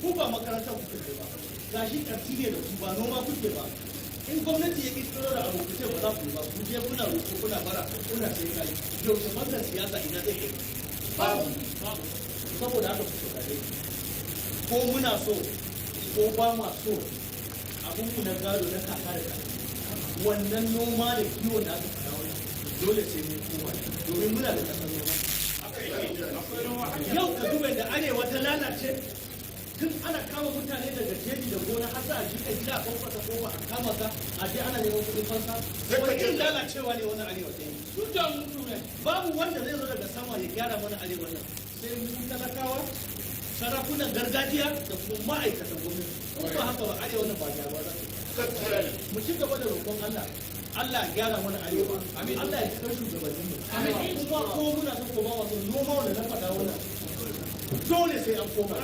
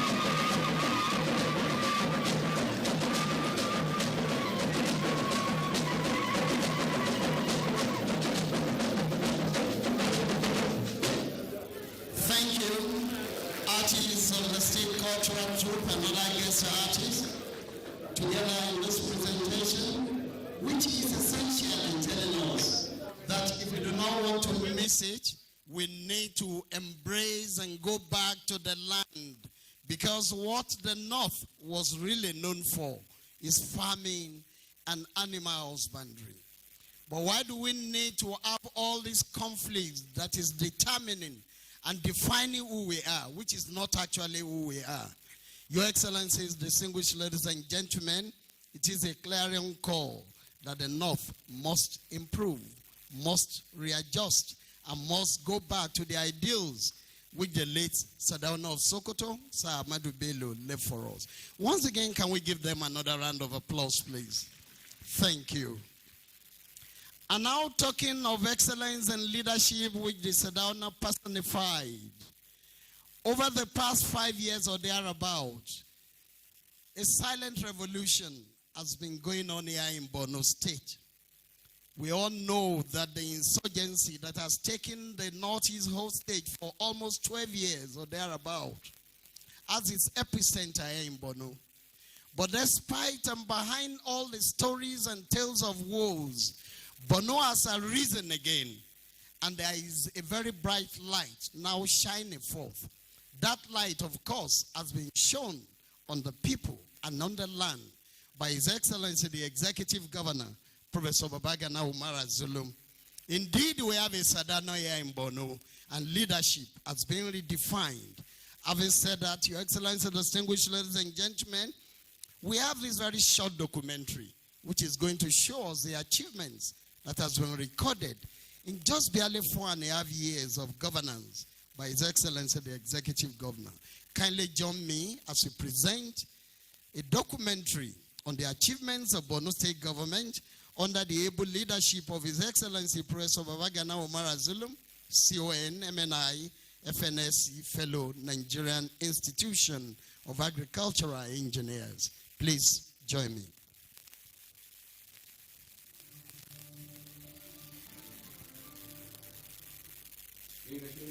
Every facet of human provides sacrifice and commitment on the part of the individual carrying this responsibility. The Nigerian takes this driving force to heart by doing the extra mile with effort and restoring the lost glory of Borno through a unique and rare leadership style. It is not only news that the Boko Haram insurgency has negatively impacted every facet of life. Apart from destruction of lives and property yet to be quantified, and with attendant mass displacement of citizens, which has given rise to proliferation of IDP camps. It suffices to say that Borno is the worst hit by the consequence of Boko Haram insurgency, which has left in its wake 54,000 people and about 52,000 orphans as official figures. Knowing full well that the unofficial figures can even be higher. On the running of office, the Babagana was confronted with many challenges and hurdles that stood on the way to peace building and restoration of livelihoods of millions of displaced citizens across the state. Admirably, through exhibiting rare leadership attributes alien to modern-day government in Nigeria, we were able to overcome all these hurdles. Professor Jerome is always on his toes, walking through difficulties and traversing the hard-to-reach terrains of the state, defying harsh weather conditions and threats to his life, all in order to defend the displaced citizens of the state who have lost their means of livelihood and their homes. We started by extending hands of fellowship to security forces by personally visiting them at their bases, rock mining in ways to support them with the field of logistics, and to discuss modalities for reconstruction and resettlement of displaced people back to areas declared safe for rehabilitation. Governor Jerome was the pioneer commissioner for reconstruction, rehabilitation, and resettlement, continuing the engagement of various communities in spite of challenges and threats to his life. The work is difficult to ensure early resettlement and restoration of city authorities in the resettling communities. Considering the magnitude of the humanitarian crisis caused by the insurgency, Governor Babagana assumed the role of Chief Humanitarian Officer, visiting IDPs in their support of food and medical items, as well as cash support. A routine exercise which the government affirms will be a continuous exercise. Aside from reconstruction and resettlement as well as humanitarian support, the government also adopts unique approach to ensure that basic services are delivered to citizenry as communities are gradually resettled. Through frequent and unexpected early morning tours of schools and night visits to hospitals across the state during official engagements are examples of such unique approach to quality service delivery. When first government office with 7 months into his second tenure, Governor Ahmadu has executed over 1,034 programs and policies to enhance good governance, where a extremely territorial governance ratios including the loss of the citizenry.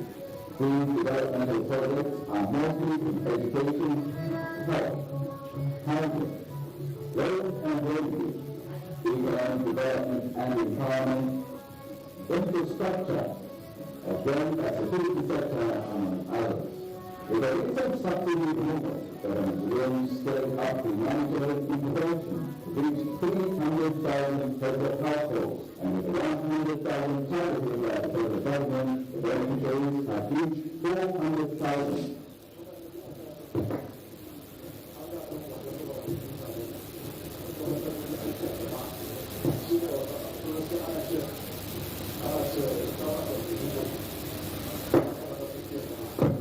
In line with the 10.5 transformation agenda, the Nigerian prioritizes reconstruction and resettlement of displaced communities so that victims of Boko Haram atrocities can return to normal lives.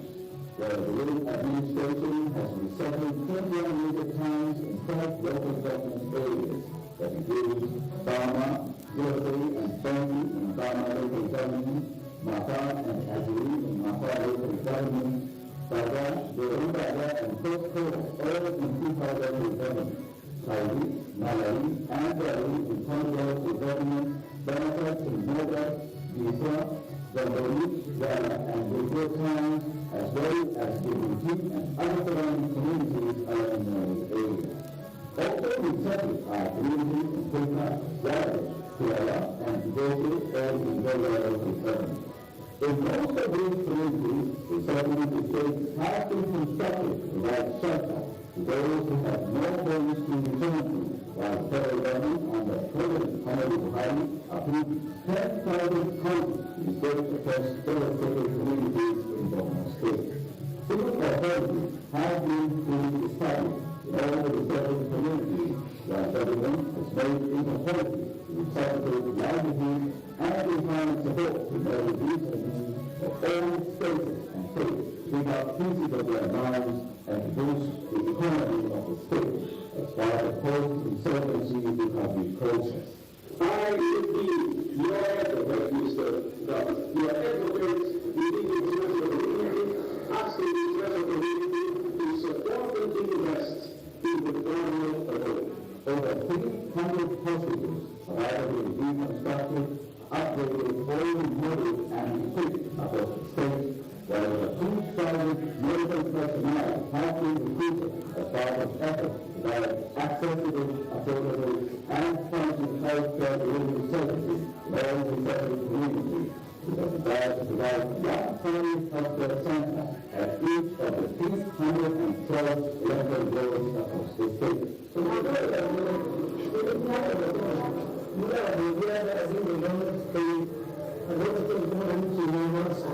Also in the health sector, the Nigerian administration is constructing a 650-bed capacity for administered University Teaching Hospital, which is a advanced stage of completion.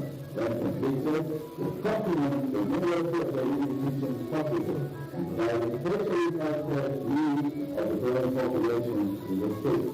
The education sector has been prioritized for the treatment of Boko Haram insurgency, which is a leading wild streets at all levels being under attack and many people were killed, thereby keeping the sector like insurgency master.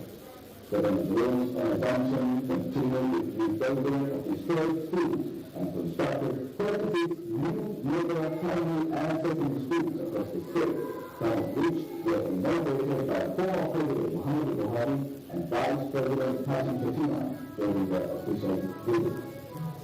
Additionally, over 5,000 teachers have been employed as part of efforts at repositioning the education sector at the retirement age from 60 to 65, while the age of service was put at 40 as against 35.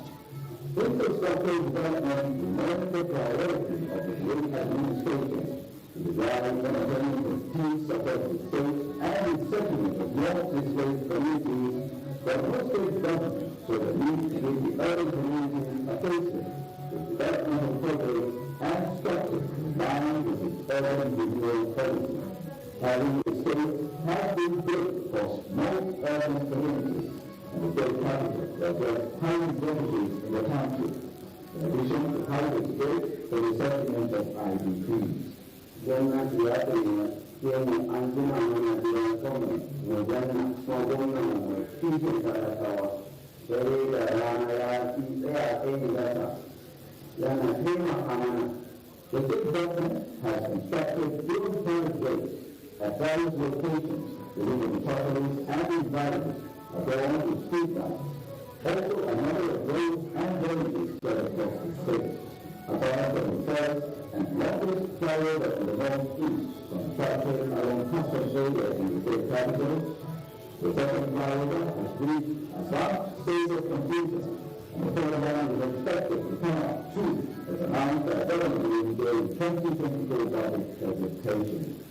The urbanization policy also requires compliance with the master plan of the state capital, which the Domestic Geographic Information Service is working hard to ensure compliance by developing illegal structures and offers compensation where necessary.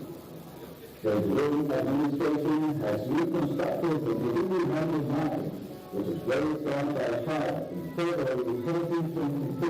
Already, economic activities have resumed in addition to over 2 billion naira being deployed.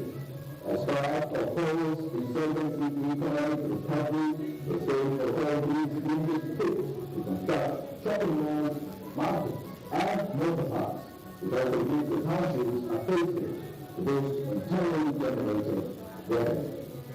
These are some of the achievements reported by the Nigerian administration so far, which engaging with citizens at home and other parts of the country, making me the recipient of awards of excellence for the home and away from organizations, state groups, and national states.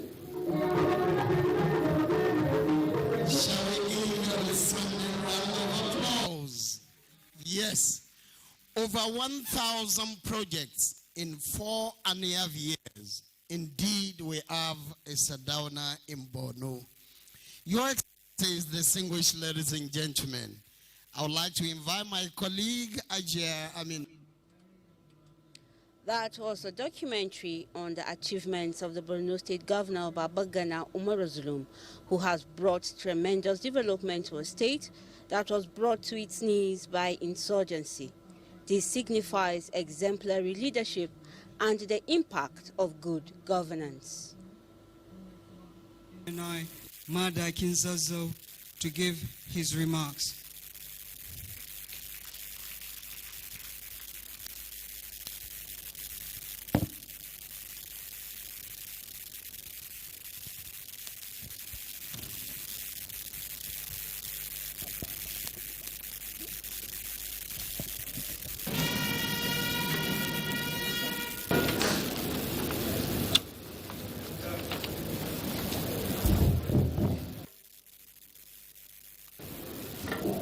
أعوذ بالله من الشيطان الرجيم بسم الله الرحمن الرحيم الحمد لله رب العالمين وصلى الله على نبي الكريم. Your Excellencies, I stand on the existing protocol. Ladies and gentlemen, esteemed greeters and honored guests, it is with immense pleasure and deep sense of purpose that I extend a warm welcome to each and every one of you to the 10th Annual Lecture and Merit Award of ceremony of Ahmadu Bello Memorial Foundation. As we gather here today in the historic city of Maiduguri, We are reminded of the enduring legacy of Ahmadu Bello, the Sadona of Sokoto, and his unwavering commitment to the unity, progress, and prosperity of our nation. This year's annual lecture and merit award ceremony has been a momentous occasion, providing an valuable platform for robust dialogue and reflection of one of the most pressing challenges facing our beloved country today. It is my sincere hope that our deliberations here today have shed light on the multifaceted nature of these challenges and have laid the groundwork for meaningful and sustainable solutions. Our discussions have centered around the pivotal role of good governance in addressing the underlying causes of banditry and insurgency and fostering sustainable development in Nigeria. We have recognized that effective governance is the linchpin of which the edifice of peace, security, and progress is built.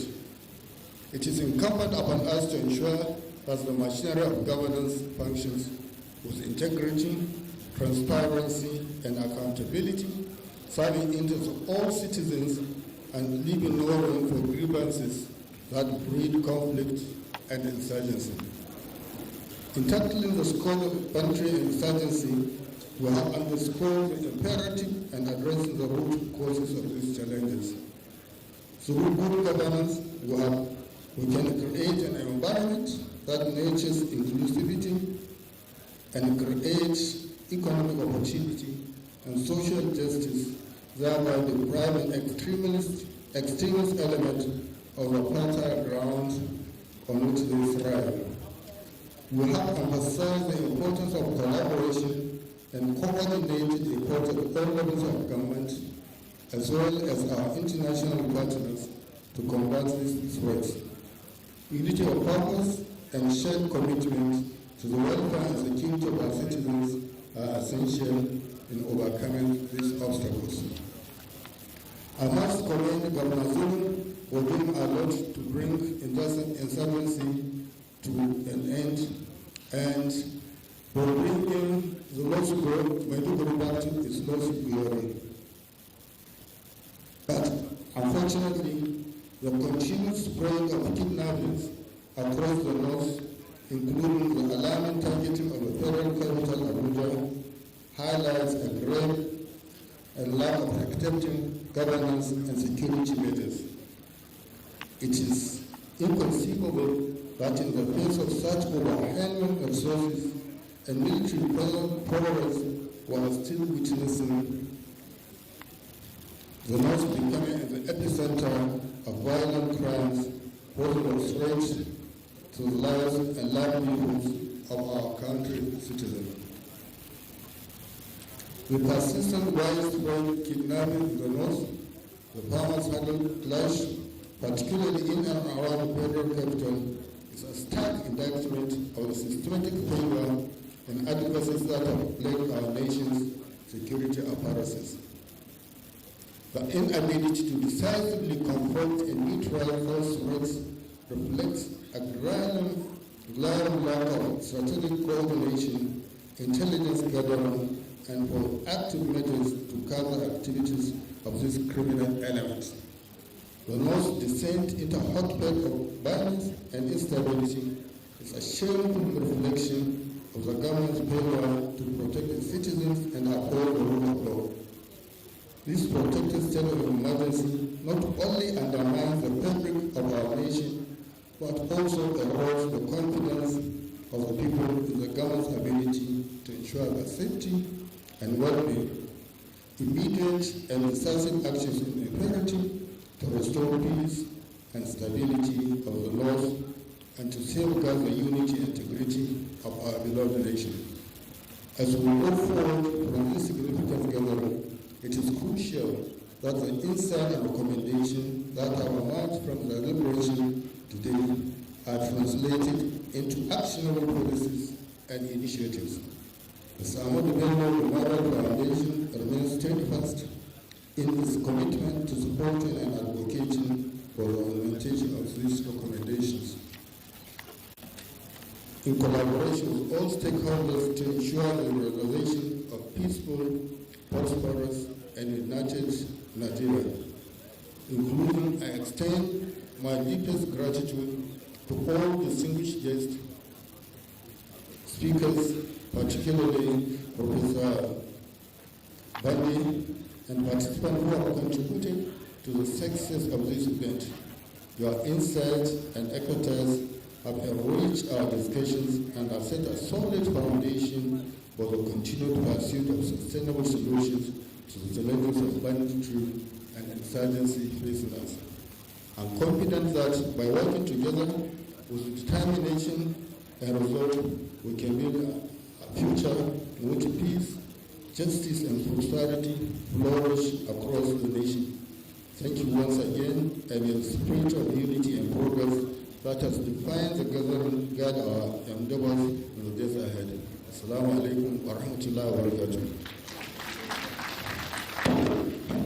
Thank you, Chairman, Advisory Council of the Sir Ahmadu Bello Memorial Foundation. Your Excellency, distinguished ladies and gentlemen, the royal host for this event, and indeed our royal father, is no other person but His Royal Highness, the Sheriff of Borno, Alhaji Dr. Abubakar Umar Garbe, Alamina Kanemi, CFR Fellow in the Society of Engineers. And it is now my pleasure and privilege to most respectfully hand over the microphone to His Royal Highness, the Sheriff of Borno, to give us his royal words of wisdom. Your Royal Highness, please.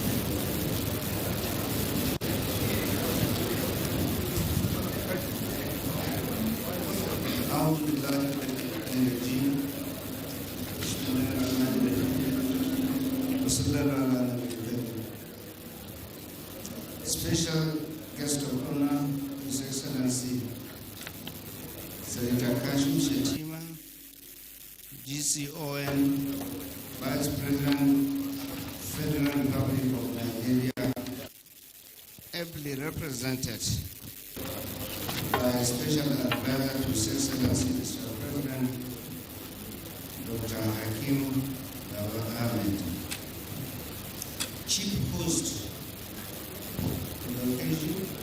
His Excellency Professor Babagana Obarazan, CON, MNI, FNS, FNIAE, Executive Governor of Borno State, Chairman of the Brigade, His Excellency Mohammed Inwaya Haya, CON, Executive Governor Gombe State and Chairman, Northern State Governors Forum. His Excellency, the Deputy Governor of Borno State, Umar Usman Kadafu, the Excellencies, the Deputy Governors of Bauchi State, Kaduna State, Jigawa State, represented the governors, President of the Senate, ably represented by distinguished Senator Kakashio Lawan, distinguished Senator Mohammed Alin Bimi, Right Honorable Member, Engineer Bukhari Talma, the Royal Highnesses, the Sheikh of Dubai, Dr. Obama, Emirs of Biu, Askira Shani Gwala and Biu, Chairman and members of Board of Trustee of Sir Ahmadu Bello Memorial Foundation, the guest speaker, Professor Tijani Mohammed Bandi, GCON, Honorable Speaker, Borno State House of Assembly, honorable members of Borno State House of Assembly, the Secretary to Borno State Government, members of Borno State Executive Council, former Deputy Governor, His Excellency Usman Ahmadu, Chairman and members of Borno Elders Board, Service Chiefs, distinguished guests, ladies and gentlemen. It is with a great pleasure and indeed an honor to hold the 10th Sir Ahmadu Bello Memorial Lecture here in Maiduguri, capital of Borno State. I am overwhelmed with joy and happiness to welcome you all to Borno, the home of peace and hospitality. This annual event in memory of late Sir Ahmadu Bello, the Sultan of Sokoto, is worthy of sustaining for his diligent sacrifice and service to the North during the pre-colonial and post-colonial periods. His leadership provided a stepping stone for the general development of the North, in addition to promoting peace, foster unity, progress, and greater understanding among the various ethnic entities and religious groups across the North and Nigeria generally. His economic vision was unparalleled and remains our collective pride today. I therefore commend the Sir Ahmadu Bello Memorial Foundation for organizing this annual event, which will further awaken and lead the present generation to emulate Sir Ahmadu Bello's exemplary leadership qualities, virtues, and struggle for North. Your Excellencies, distinguished guests, ladies and gentlemen,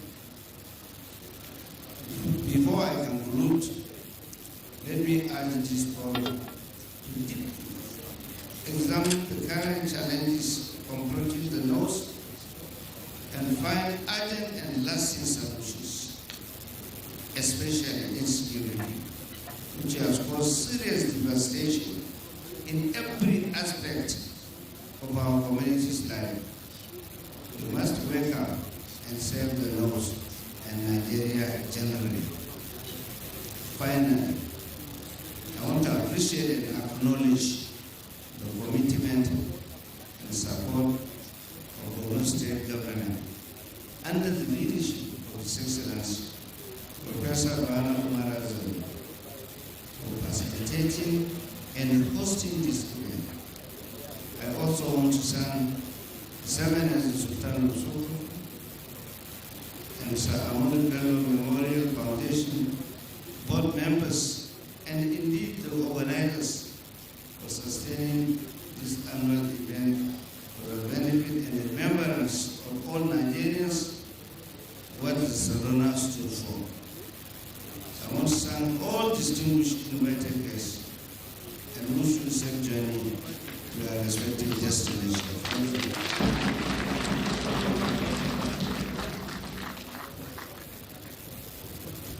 The words of our elders are words of wisdom. We just listened to the words of His Royal Highness, the Shehu of Borno, Alhaji Dr. Abubakar Gambi, and Alain Al-Kanemi. Thank you, Your Royal Highness. Your Excellencies, distinguished ladies and gentlemen, we move on with the program, and we are going to have two goodwill messages. Very brief, only 2 minutes per speaker. Permit me first to introduce and welcome the representative of the President of the Senate of the Federal Republic of Nigeria, in our own distinguished Senator Barrister Kakashi Lawan, distinguished Senator representing Borno South, Borno Central. I was looking at Senator Ngumi and I was a little confused. Borno Central at the Senate to speak for 2 minutes on behalf of the President of the Senate of the Federal Republic.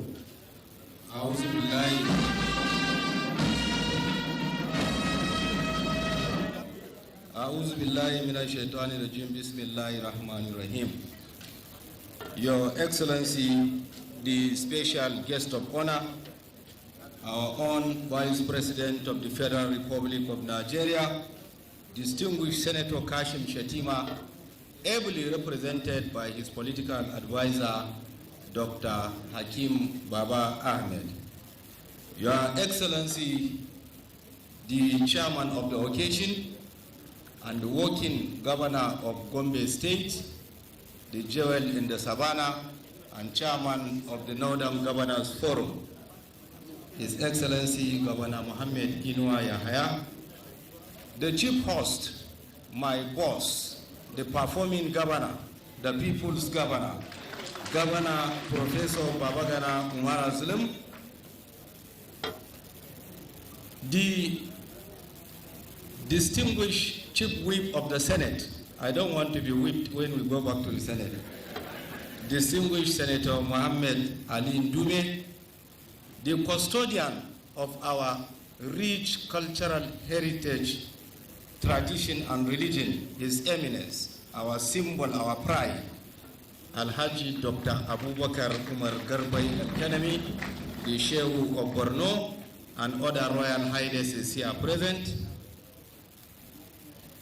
Their Excellencies, the governors of other northern states here present, permit me to stand on the already established order of precedence, not forgetting the chairman of the Ahmadu Bello Foundation, the chief servant and the former governor of Niger State, Dr. Muazu Babangida Aliyu.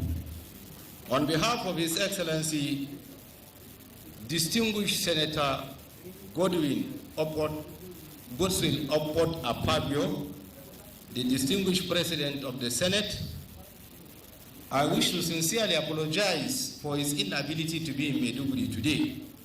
He had wanted to be in our midst in person, but due to exigencies of his office, he delegated me to represent him. Kindly accept his apologies, please. His Excellency, the President of the Senate, had mandated me to thank the Sir Ahmadu Bello Foundation and indeed the Borno State government for inviting him to this august occasion. He remains eternally grateful for inviting him. While congratulating both the Borno State government and the Sir Ahmadu Bello Foundation for hosting this august gathering, the theme of the conference is apt as the nation is facing a series of challenges. Let me assure you that as a Senate, we are determined to bring the temporary eclipse bedeviling northern Nigeria and by extension the Federal Republic of Nigeria to an end by tasking those saddled with the responsibility of maintaining security, law and order to be aligned to their responsibilities. Finally, I wish each and every participant, attendee, presenter, the very best. God bless the Federal Republic of Nigeria. Let me specifically thank the global citizen, Professor Tijani Mohamed Bande, for presenting a very thought-provoking lecture. Thank you and God bless you all.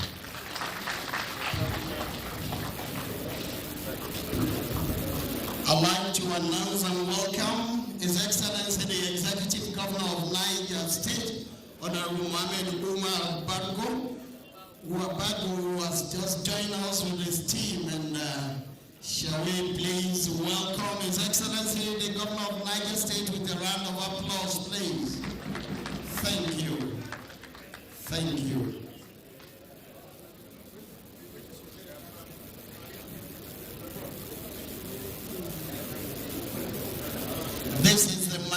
is known as the Zulum of Niger State. Yes. Your Excellencies, distinguished ladies and gentlemen, the second and the last goodwill message will be coming from Ajia Rabi Sonawa, who is the president of the Jamia Matan Arewa. She will come and give us a female voice to these proceedings here. Ajia Rabi Sonawa, kindly call the president, Shugaban Matan Jamia Matan Arewa, to give us the female voice. Ajia, you have 2 minutes to do your goodwill message.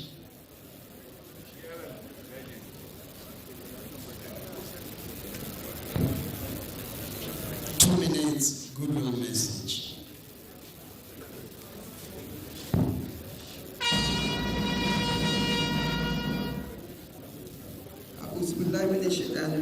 Bismillahirrahmanirrahim.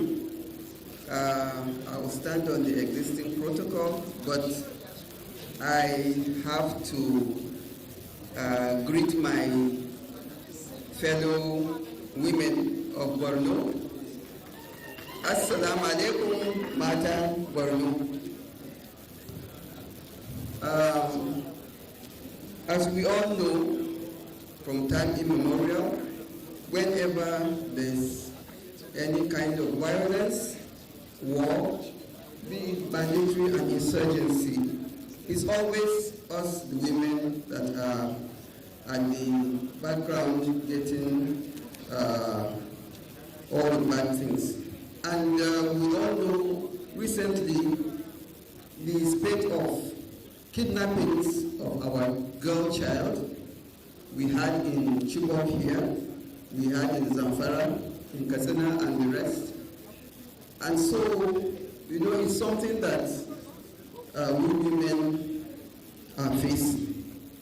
So therefore, whenever there's any time that a solution is being looked at, I think we women can play a role. So we need our men to please include us whenever they are looking for the solution, because being at least half of the population in Nigeria, I think we deserve a place, a seat on the table. So I'm pleading to our men to please include us where solutions, because we women are people of peace, and I'm telling that we can do a lot to help wherever it is possible. Thank you very much. Thank you, Ajara Bisola, the President, Jamia Martin Arewa, for the input.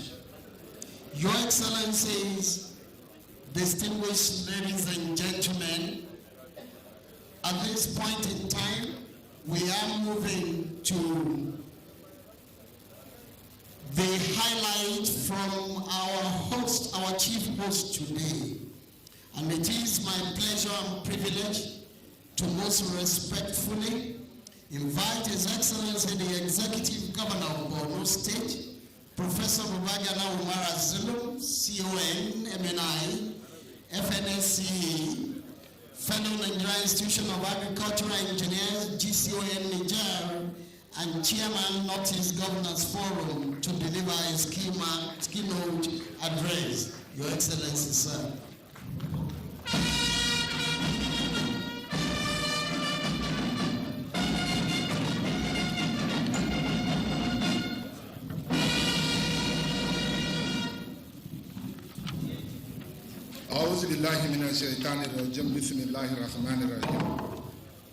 The Vice President of the Federal Republic of Nigeria, ably represented by his political advisor, Dr. Hakim Baba Ahmed, the Chairman, Northern Governors Forum and Governor of Gombe State, Alhaji Inua Yahaya, the governor of Niger State, Alhaji Bago, here present, Your Excellencies, the deputy governors that are here present, Your Eminence, the Shogu of Borno and other royal highnesses that are here present, guest speaker,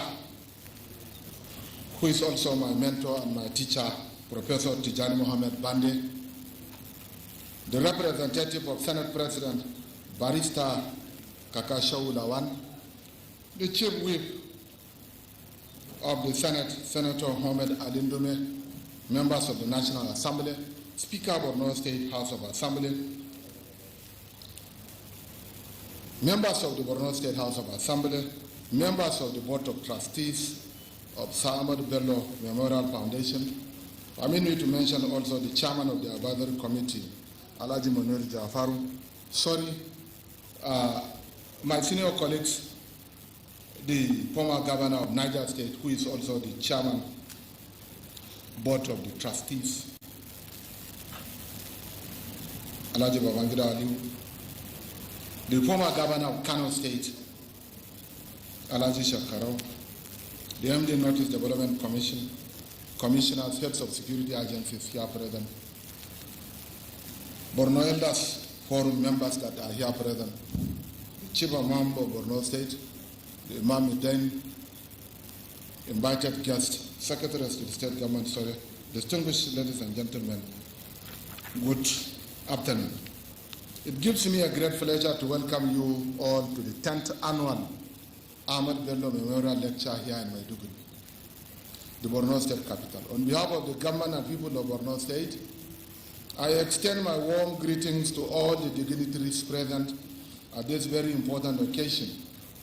Let me welcome the special guest of honor, His Excellency Senator Kashim Shettima GCOM, the Vice President of the Federal Republic of Nigeria, ably represented by the Special Advisor to the President, Dr. Hakim Baba Ahmed. Let me also welcome the Senate President, Senator Godswill Abbott Akpabio, represented by our own son, Senator Barrister Kakashaw Lawan. The guest speaker, Professor Tijani Mohamed Bande, GCOM, who came all the way from the United States. You are most welcome, my dear teacher. My fellow governors, royal fathers, and all other distinguished guests. I would like to express my deepest appreciation to the Ahmadu Bello Memorial Foundation for selecting Borno State as the host for this year's lectures. Borno State is truly honored to be chosen for such a significant event. The foundation plays a crucial role in keeping the memory of Ahmadu Bello alive and fostering unity among the people of northern Nigeria. We commend the excellent work carried out by the foundation, starting with its first Director General, Dr. Shettima Aji Ali, the proud indigen of Borno State, and the current Director General. Their dedication and efforts have greatly enhanced the foundation's reputation and outreach across the country. I would also like to commend the Advisory Council and Board of Trustees member for ensuring continuity of the legacies of Sir Ahmadu Bello, Premier of the defunct Northern Nigeria, and the Sardauna of Sokoto State, Sokoto. The decision to hold the 2024 annual memorial lecture in Borno State is not coincidence.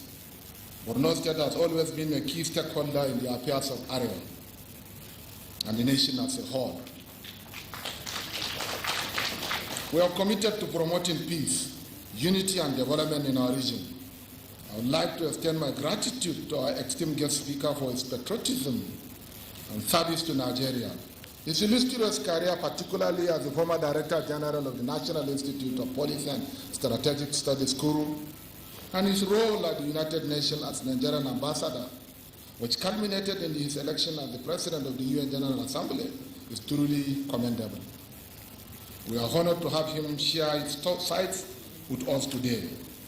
As you are all aware, Sir Ahmadu Bello's legacy was loving and caring for his people, punctuality, and contributions to humanity. The late Premier of the defunct Northern Nigeria, a nation builder, who labored himself tirelessly and with great track record and intelligence. The chosen theme for this year's lecture, Creating Pathways for Peace, Tackling Banditry and Insurgencies Through Governance for Sustainable Development, is both relevant and timely. It highlights the challenges we have faced over the years, particularly in the wake of Boko Haram crisis. It is evident that good governance is crucial in curbing future insurgencies. Here in Borno State, we have undertaken various projects since assuming office with the aim of promoting good governance and tackling insecurity, banditry. Our efforts are focused on both kinetic and non-kinetic approaches to the crisis, but also looks at the root causes of the crisis. We have undertaken and still continuing projects in infrastructural development, education, healthcare and agriculture, and job creation. We firmly believe that by providing our people with the necessary tools and opportunities, we can create the enabling pathways and environment for peace and sustainable development. In our modest efforts to demonstrate how good governance can contribute to curtailing banditry, insurgency, and other forms of insecurity, we have undertaken and successfully executed many in the areas of infrastructural development, educational reforms, health care enhancement, empowerment and job creation, security collaboration. Our administration has actively collaborated with security agencies to enhance the security situation in the state. These include providing support and resources to the military, police, and other security forces to strengthen their capacities in combating insurgency. Additionally, we have established a civilian joint task force that works alongside security forces to gather intelligence, protect communities, and counter insurgent activities at the grassroots. We have strengthened the resilience of the community, and I want to bring to the kind notice of this gathering that the security situation in Borno State has improved by about 95%. And inshallah, before the end of this administration, Borno State will be completely rid of the insurgency. These achievements demonstrate our commitment to good governance and understanding of the multifaceted approach required to address banditry and insurgency. By focusing on infrastructure, rural development, education, healthcare, economic, and security collaboration, we have shown that through effective governance, a conducive environment can be created to tackle these challenges and pave the way for lasting peace and sustainable development in Borno State. Furthermore, the pillars of good governance under our circumstances have included but not limited to fulfilling of campaign promises, restoration of livelihoods, resettlement, reconstruction, rehabilitation, catering for youth, women, the elderly, people with disabilities, inclusiveness in the decision-making process, and food security, where a majority of the population are not able to go to the farm. It is important to note that the foundation is a brainchild of the Northern Governors, established in 2009. As governors, we recognize the importance of supporting this noble cause. Therefore, we will continue to support the foundation in carrying out its mandate effectively. I have listened attentively to the lecture that has been made by Professor Tijani Bande. On batch of his conclusion, he made some certain recommendations. If well implemented, will reduce the crisis in the northwest, in the northern Nigeria, as well as Nigeria in general. Today's theme, creating pathways for peace, tackling banditry and insurgency through good governance and sustainable development, is very apt. He spoke on 6 main areas that shall be looked into for us to get sustainable peace and development in the northern Nigeria. He spoke about rebuilding trust and building peace, He spoke about quality education for all, modernizing agriculture, building infrastructure, rebuilding civil service, and establishing a credible media. But to my own observation, all these observations and suggestions are very apt. But in order for us to address these challenges, I think we must address the root causes of all this problem, which is corruption in Nigeria.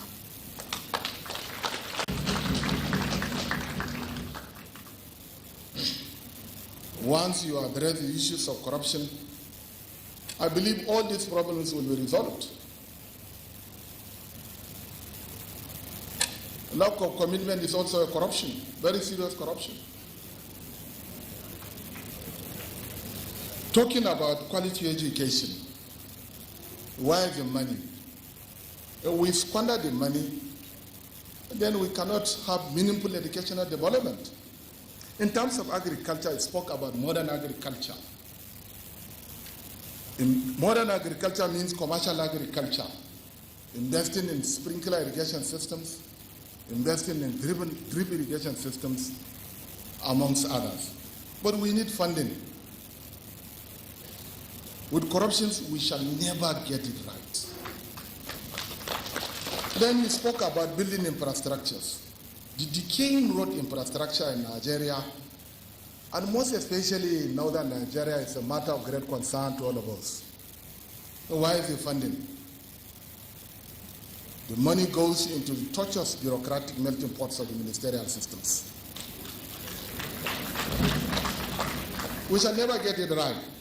Again, he spoke about rebuilding the civil service. How? It will never be visible without taming down corruption, without providing good salaries, wages to teachers, to civil servants. How can we reform the civil service? A director in Abuja earning not more than 200,000. He has 8 children living in Abuja. He needs not a minimum of less than 2 million naira or 3 million naira for him to hire a house in Abuja. If opportunity is given to him, what will he do?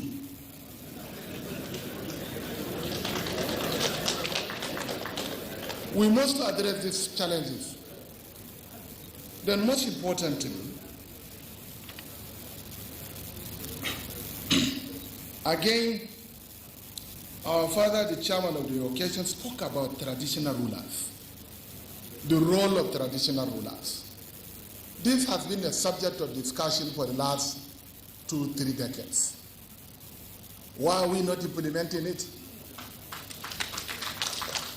If we want to implement this idea, we shall do it today. The Northern Governors Forum chairman is here. The 19 Northern Governors Forum can meet immediately and take a decision. Laws are made by man.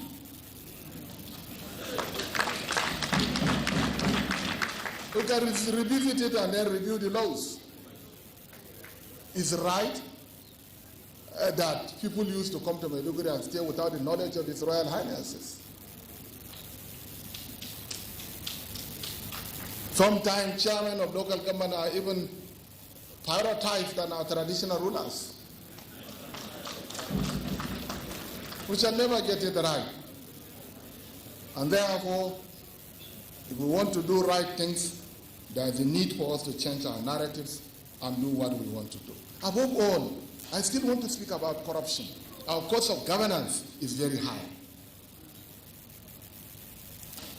I can recall a few years ago when the former president of Ethiopia came to Nigeria. Governors were invited for a dinner, for a parley, with the former president Ahmadu Buhari. And Aliko Dangote told me that he was invited by the former president of Ethiopia, the last president of Ethiopia, for a function. I think the function was the wedding of his daughter. The president told him that he spent not more than $2,000 only to host the event. Incredible. Will this happen in Nigeria? How much have we spent in hosting this occasion? What quantum of money has been sunk in chartering aircrafts to Maiduguri for this occasion? We must say it right. Our overhead costs are so high. What has been spent in organizing this conference can bring out 1,000 Nigerians out of poverty.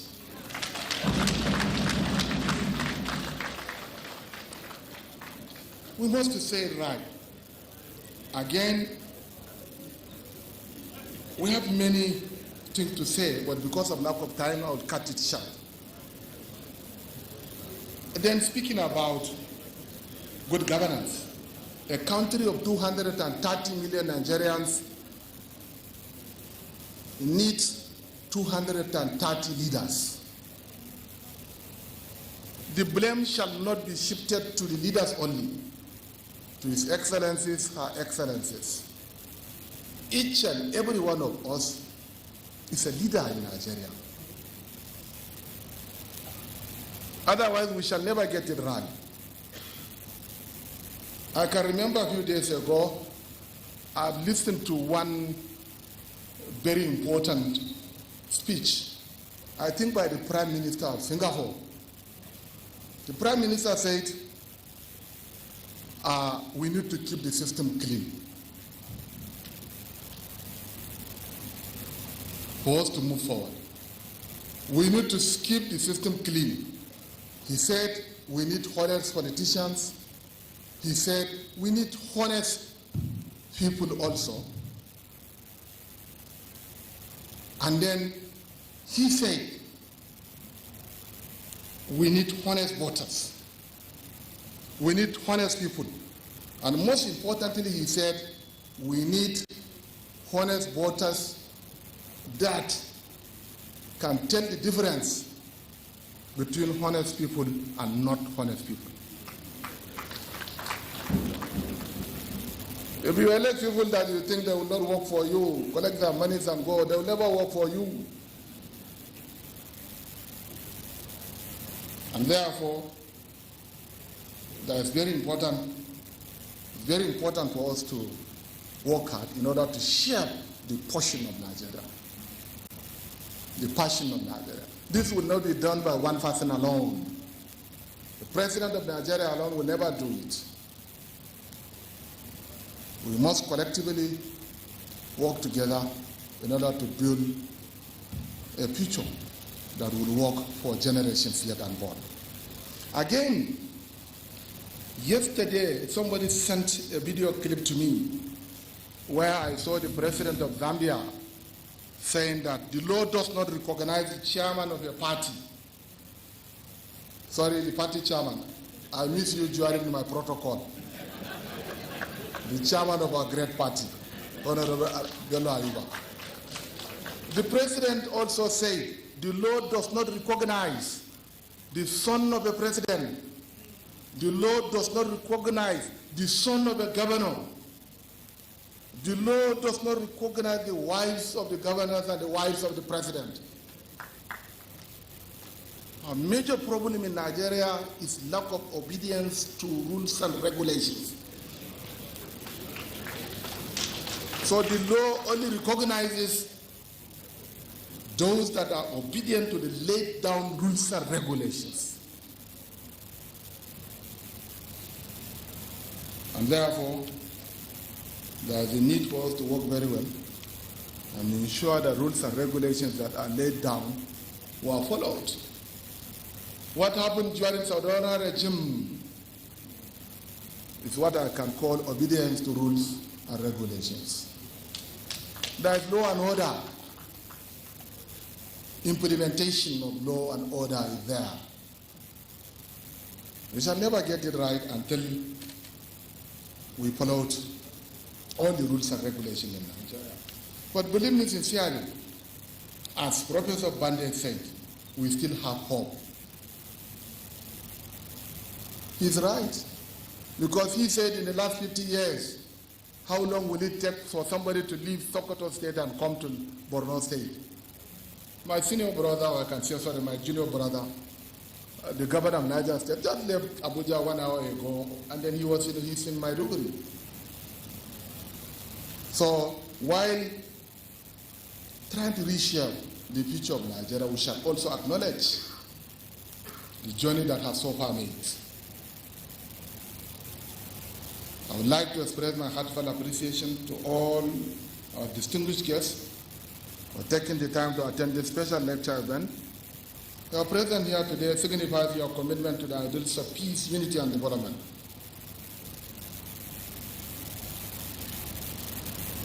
Let me leverage on some of the suggestions that were mooted by my senior colleagues and teacher, Professor Bandi.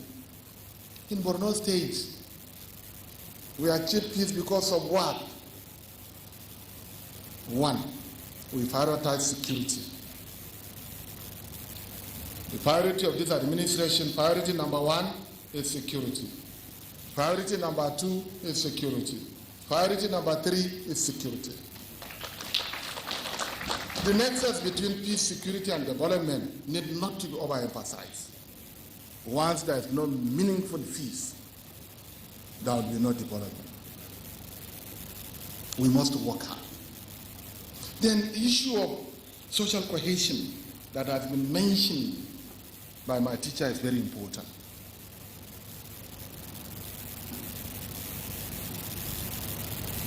We have to agree with each other. We have to accommodate each other.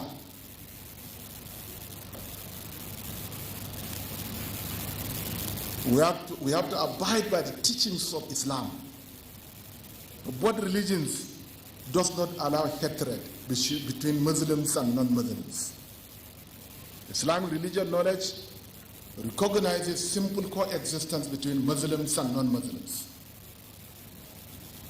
Ethnicity, nepotism are some of our major challenges. And the worst problem that we are facing is lack of elite consensus. Then the issue of food security. We are talking about education. Education will never be feasible without adequate food security. Then there is one proverb in English, or I can say in the humanitarian cycle. Food insecurity is the worst form of insecurity.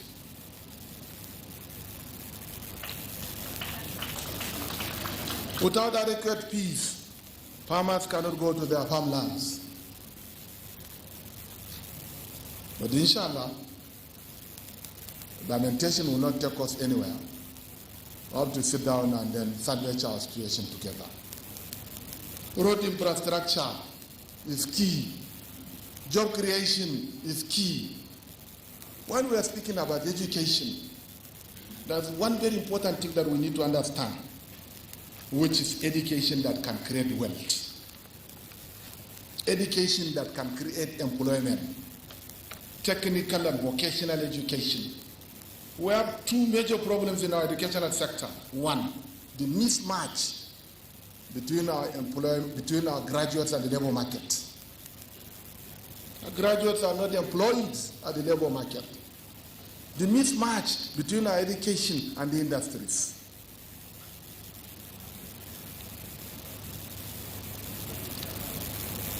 Finally, I'd like to express my heartfelt appreciation to all our distinguished guests for taking the time to attend this special lecture event, especially your Royal Highnesses that are here present, led by His Eminence, the Shehu of Borno, members of the Board of Trustees of this very important occasion, who have been working tirelessly and assiduously in order to reshape the northern Nigeria and Nigeria in general. They came last time. Some of them drove by car to Maiduguri. Your presence here today signifies your commitment to the ideals of peace, unity, and development. In conclusion, I urge all governors to continue supporting the foundation in its endeavors. Together we can build a stronger and more prosperous northern Nigeria. Once again, I thank you all for gracing this occasion, and I look forward for an engaging and insightful lecture. Thank you, and God bless you. Thank you, Your Excellency, the Executive Governor, for that very inspiring presentation.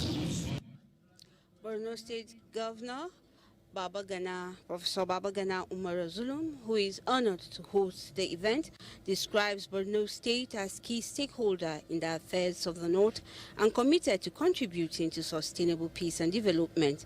Says legacies of late Ahmadu Bello must be carried on, stressing that good governance is key element in tackling insecurity, and commend security personnel in the state for their efforts in tackling insurgency, and will continue to work towards uplifting the livelihood of the people of the state through economic empowerment, and committed to resettling victims of insurgency in their ancestral home. Describes corruption as the root cause of insecurity and poverty, and calls for a concerted efforts in curbing it for national growth and socio-economic development. Thank you so very much, Your Excellency. At this juncture, it is my absolute pleasure to introduce my governor, His Excellency, the Honorable Governor of Niger State, Malam Muhammad Umaru Bago, another Zulum in Niger State.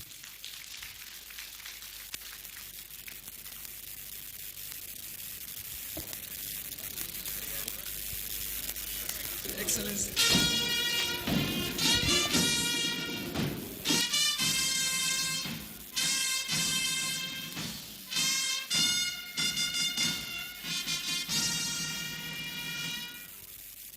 Auzubillahi minash shaitanir rajim.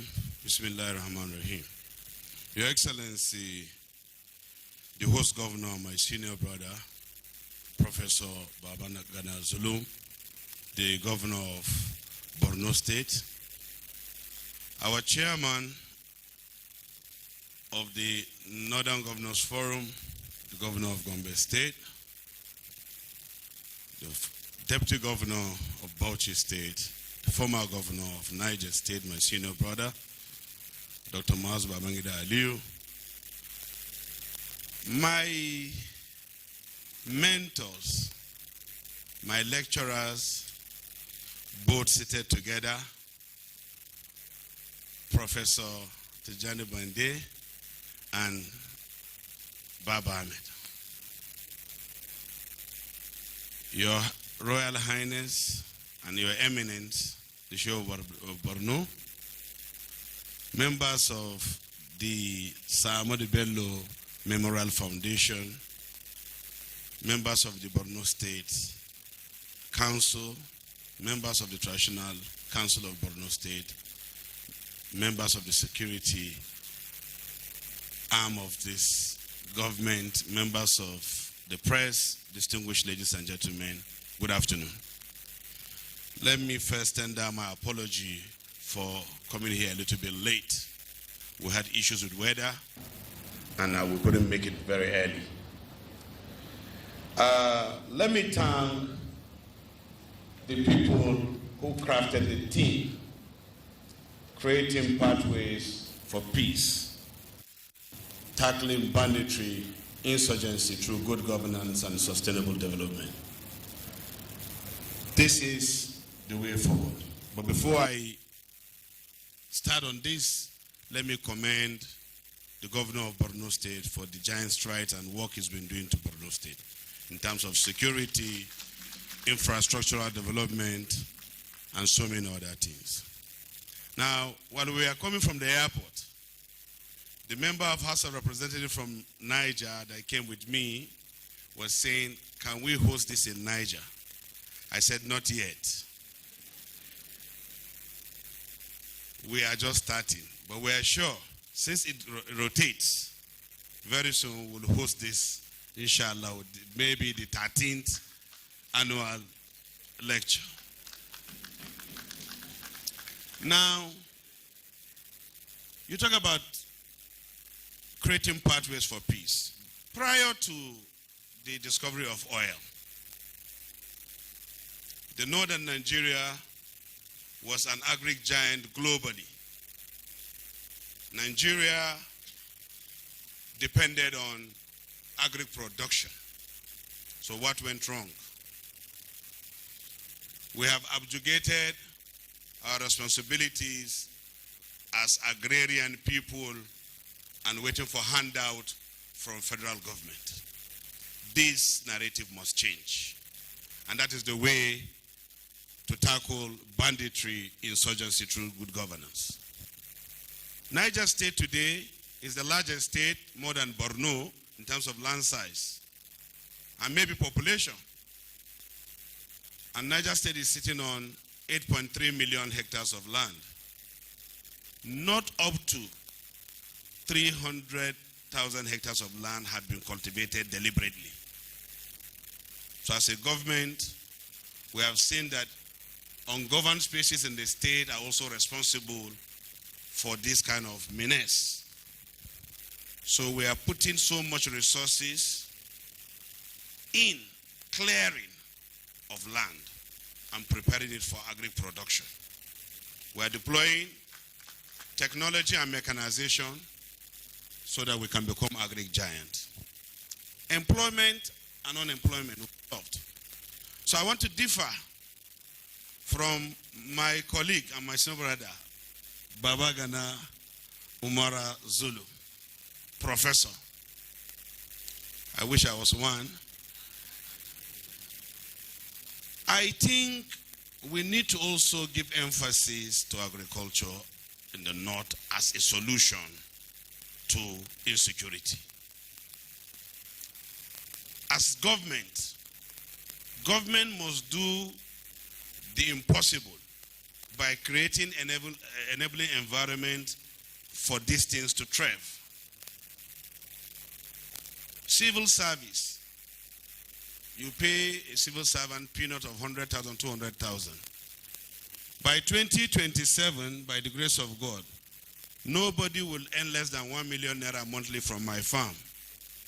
And I can assure you, a lot of civil servants will desert to become bench warmers in their offices and come to the farm. So we should look out of the box. And why I came here, it is because the founding father of the northern Nigeria today, Sir Ahmadu Bello of Sokoto, was very, very apt when he decided to make agriculture the focus of northern Nigeria. Even at independence, we are so divided on issues of ethnicity, religion, because people are bored. People are idle. People are not doing nothing. If you are busy, you will not have time for all this kind of rubbish. Sustainable development. What Zulum is doing, when people say another Zulum in Niger State, I know, but after 2027 they'll forget Zulum. They'll now say another Bago of Nigeria. Because he has raised the bar. He has raised the bar for me and for a lot of us. So what we want to do is to surpass him, not just to match him. And you can see with jet speed, we are coming. And I hope in the 13th annual lecture that is coming by the grace of God, it will be a 3-day lecture, not just 1 day. So that in one of the days, we are going to use the farm estates we are building as venue for this lecture. Education. We have to start a new conversation as northern Nigeria on education. Our curriculum must be in tandem with what is obtainable globally. You can't go to school without skills. Our teeming youths don't have skills. The regime of parading certificates is over. Artificial intelligence have taken that away. You need skills. we need to decide to say, do we need to speak English in our schools so that you don't waste another 7 years trying to learn English? The Chinese experience, the Malaysian experience, and other experiences. We need to start a conversation as Northerners on which way forward for education. The time for a confinement in a classroom to learn is over. After COVID-19, globe has witnessed tremendous change in the attitude of learning and working. People work from home. People learn from home. So even the displaced people who have been displaced by these miscreants should not lose scholarship. We should be able to deploy learning tactics through to them. It's very important. Lastly, I was supposed to just spend 2 minutes. I'm sorry. I'm just trying to be a professor. Let me thank you for this very, very important lecture today. The organizers, my senior brother, the chairman of the memorial lecture. You have done great, and we are proud of you as Nigerians. Some of the landmarks you have left are still there, and we are going to continue from where you stopped. Let me thank each and every one of you for listening to me and wish you all the best. Thank you. Thank you, Your Excellency. The Zulum of Niger State, His Excellency Mohamed Umar Bago, Executive Governor of Niger State. Your Excellencies, our executive governors here present, the representative of the Vice President, our Royal Highnesses, distinguished ladies and gentlemen.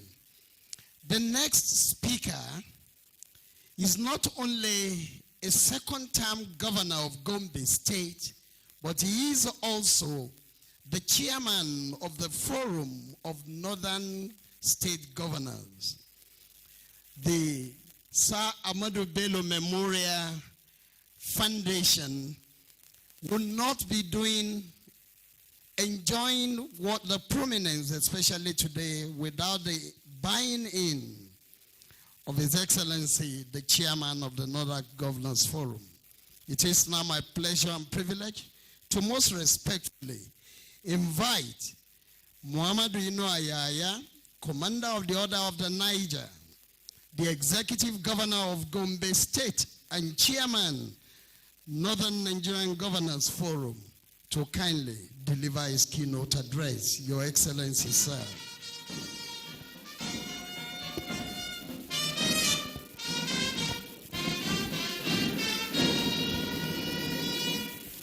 أعوذ بالله من الشيطان الرجيم بسم الله الرحمن الرحيم وصلى الله على نبي الكريم وبعد. The Vice President of the Federal Republic of Nigeria, ably represented by his Special Advisor, Political, Dr. Hakim Baba Ahmed, senior colleagues, excellencies, members of the National Assembly, our royal fathers, especially the Sheikh of Borno, and other royal highnesses, distinguished invited guests, members of the press, ladies and gentlemen, a very good afternoon to all of us. At the risk of repeating so many things that have been said, I think I must first of all thank the Ahmadu Bello Foundation for bringing us all together to this place for the 12th session, or 10th session, 11th session, sorry. And equally for us to have this wonderful opportunity to interact and share with one another, the problems of the North and indeed the problems of Nigeria. The theme of the year is very apt, tackling banditry and insurgency, which are basically the two problems that have been bedeviling the North and indeed the entire country. But you mentioned the problem, and you've also suggested the way out, the solution, because through good governance and sustainable development.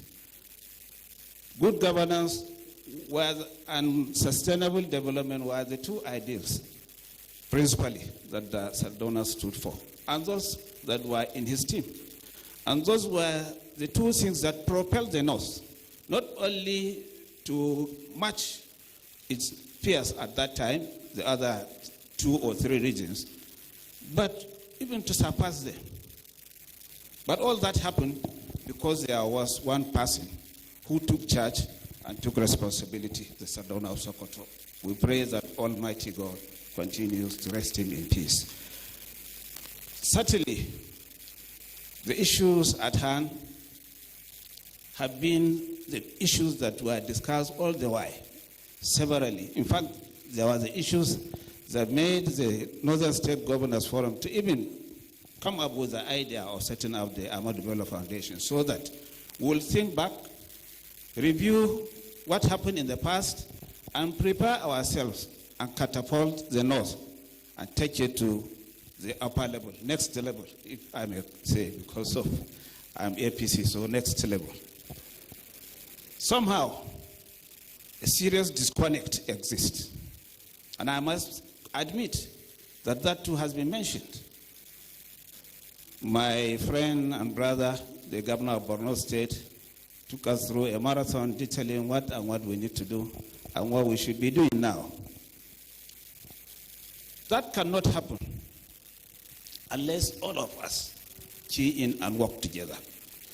There is a serious disconnect between the people and the government, between politics and politicians themselves, and between the total system and the connectivity with development. There is very serious disconnect. We need to work.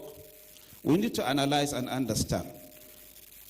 To my dismay, and I believe to the dismay of virtually everybody here, the North that was monolithic, that was thinking almost in one line, that was acting on one line, obtained those results in those days, up to 1966.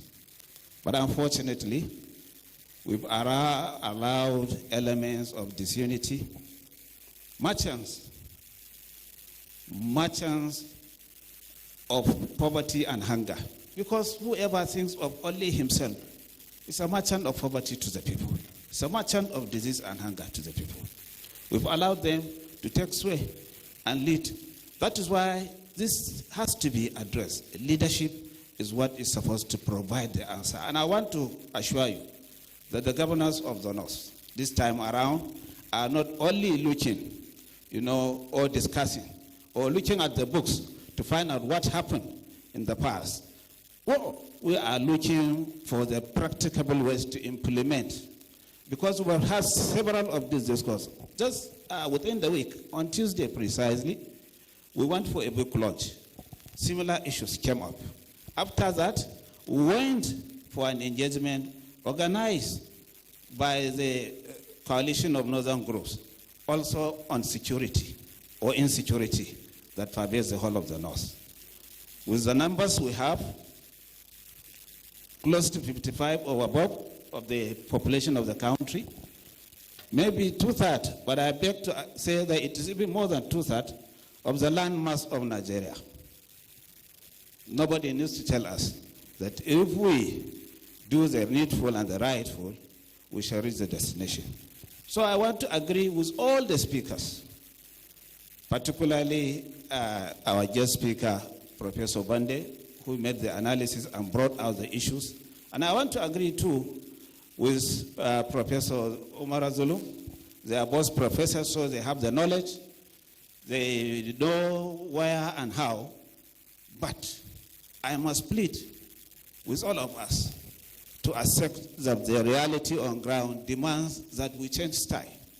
We must change style. And we shouldn't fear any amendment to the Constitution. Members of the National Assembly are here. If you say restructuring, fine and good, but restructure for the better. with clear guidelines, with a mindset that you are not out to cheat anybody. Don't fear resource control, because the North has it.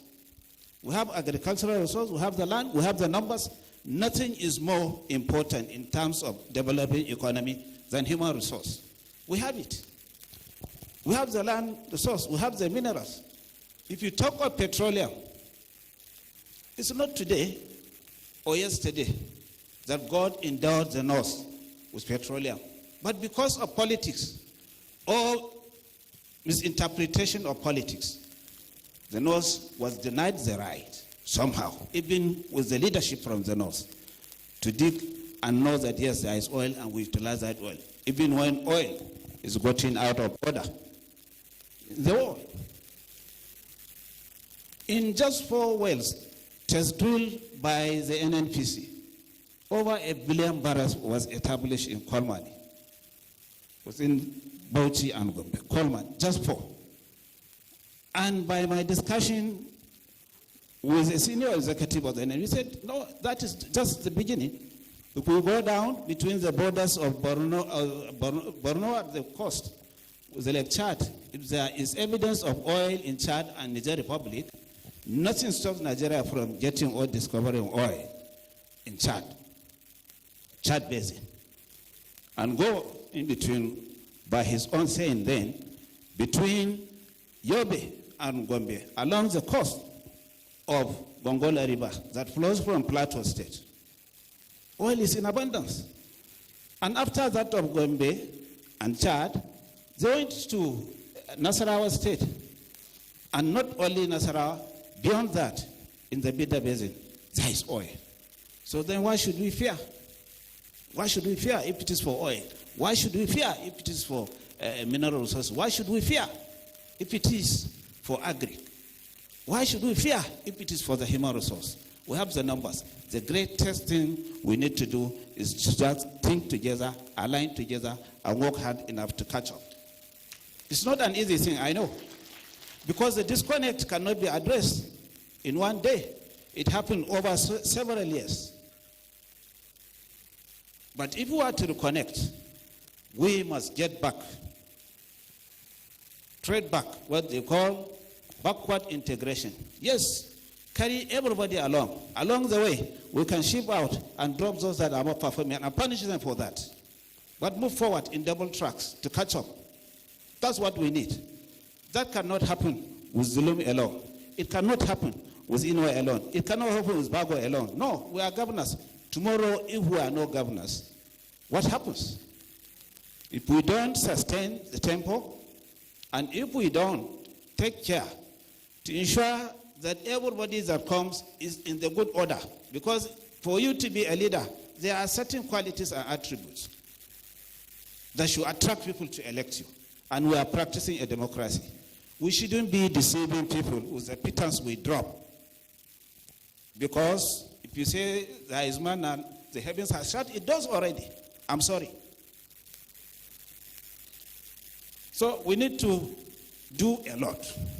And that is why I want to assure the Ahmadu Bello Foundation, and indeed the entire leadership of the North, particularly the traditional leadership, that this time around our effort is focused towards seeing that we walk the talk. We shouldn't just be talking, we need to walk it.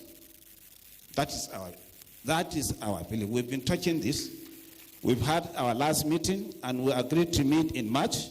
I've told the DG of the Ahmadu Bello Foundation that we'll seek for a way that we take presentation from the foundation. If necessary, we have an interface to go deeper. But I would like that we insist on implementation. It shouldn't just be talking. We need to walk the talk. That is the message I bring. And on behalf of the Northern State governors, I want to thank each and everybody for coming to the occasion. And I want to pray that as we move and go back to our various destinations, Allah subhanahu wa ta'ala will return us safely.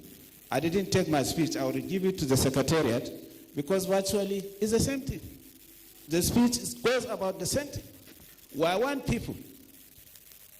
The differences notwithstanding, of religion or tribe. We are one people. And at the end of the day, when they push to the last level, you see that we embrace one another. So it has gotten to that level. We must embrace one another. Thank you very much. God bless you all. Could you please give him another round of applause? Thank you so very much, Your Excellency. We are very happy that you have renewed your pledge to continue supporting us in this, our cause to bring Northern Nigeria back to the forefront. Without much ado, we would like to now commence the second part of this program, which is the Merit Award Lifetime Achievement to recipients. The Sir Ahmadu Bello Memorial Foundation deemed it fit to actually look through or look around the northern states to honor people that have stood out in excellence in living the legacy of Sir Ahmadu Bello of good leadership and good governance. A committee was set up to actually nominate and recommend people to be rewarded today. And some of these recipients, 4 of them are all here. Would like to call Fatima, the first daughter of Professor Emeritus Umaru Shehu CFR, a son of the soil. We are very proud to be associated with Professor Umaru Shehu, the first medical doctor. Borno, as we said earlier, is a state of firsts. Today we are honoring the first medical doctor, Professor Umaru Shehu.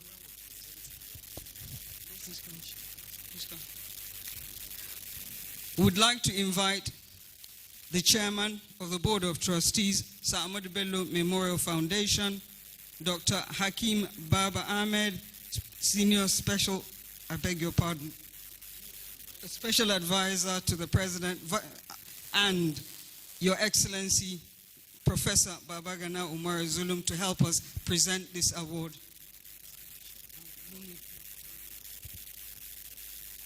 The chairman, sir. Chairman, Board of Trustees.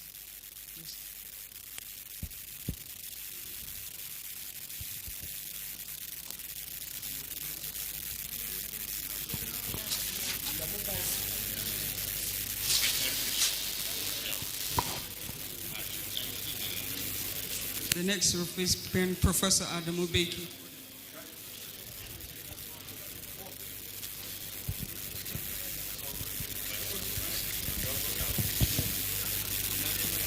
On behalf of the Ahmadu Bello Foundation, I have the honor to present to you and through you to the family of the late Emeritus Professor Umaru Shehu.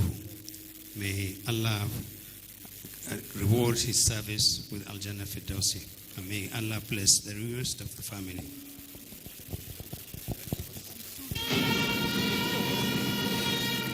The next recipient is Professor Adamu Baiki, who is ably represented by the son. Can they come forward? Thank you very much, Your Excellencies. Thank you, sir. No, sir. It's okay. Thank you. We're calling. Yes, sir. Thank you, sir. The next recipient of our award is Professor Adamu David Baiki, another first in the line of firsts, the first professor of education in northern Nigeria. From Zaria, today we honor you with Excellence in Education Lifetime Achievement Award.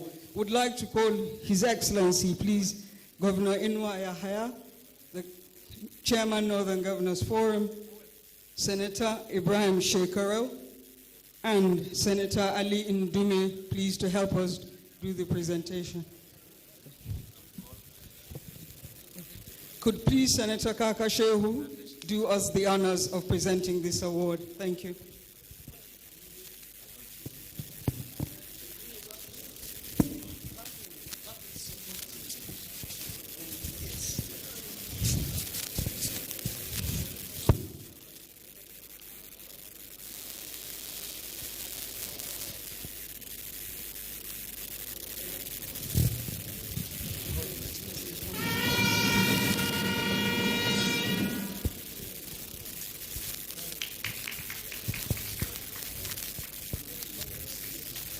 Thank you very much, Your Excellencies.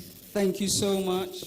The next awardee is Professor Deborah Enilo Ajakai, being represented by Malady. She is another first professor of geophysics in northern Nigeria. We are awarding her this award for excellence to services to Nigeria. I would like to call on His Excellency, the Executive Governor of Niger State, Muhammad Umar Bago, Your Excellency, Alhaji Muhammad Munir Jafar, the Chairman of our Advisory Council, and the Deputy Governor of Bauchi State. Thank you very much, sirs.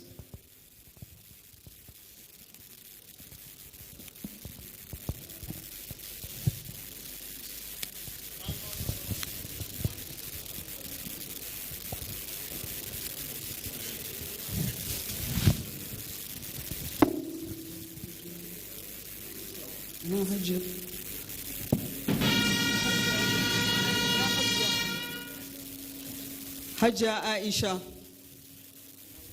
Nahuchi. Yes. Yes. Haja Aisha is being rewarded today for her honesty. She is one woman we would like to show the whole world what the North is always about. This is a woman who is honest par excellence. She found the equivalent of $80,000 US when she went to Hajj, and she returned it to the owner. This is what we want to showcase as Northern Nigeria. Haja Aisha, you are most welcome. We'd like to call, please, Professor Bande, GCON, Professor Rukayat Ahmad Rifai, Member of Advisory Council, to please reward her. That is the equivalent of almost 62 million naira. She found it at the haram and she returned it to the owners because her children said, Mama, kinje aikin Allah ne, ki mayar musu da kudinsu. So alhamdulillah, today we are proud to be part of her honor. We are proud to celebrate her, and we are proud to celebrate such northerners because this is an exemplary behavior.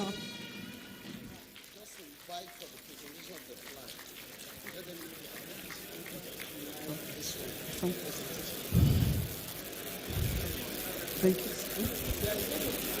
Thank you. Thank you. Thank you.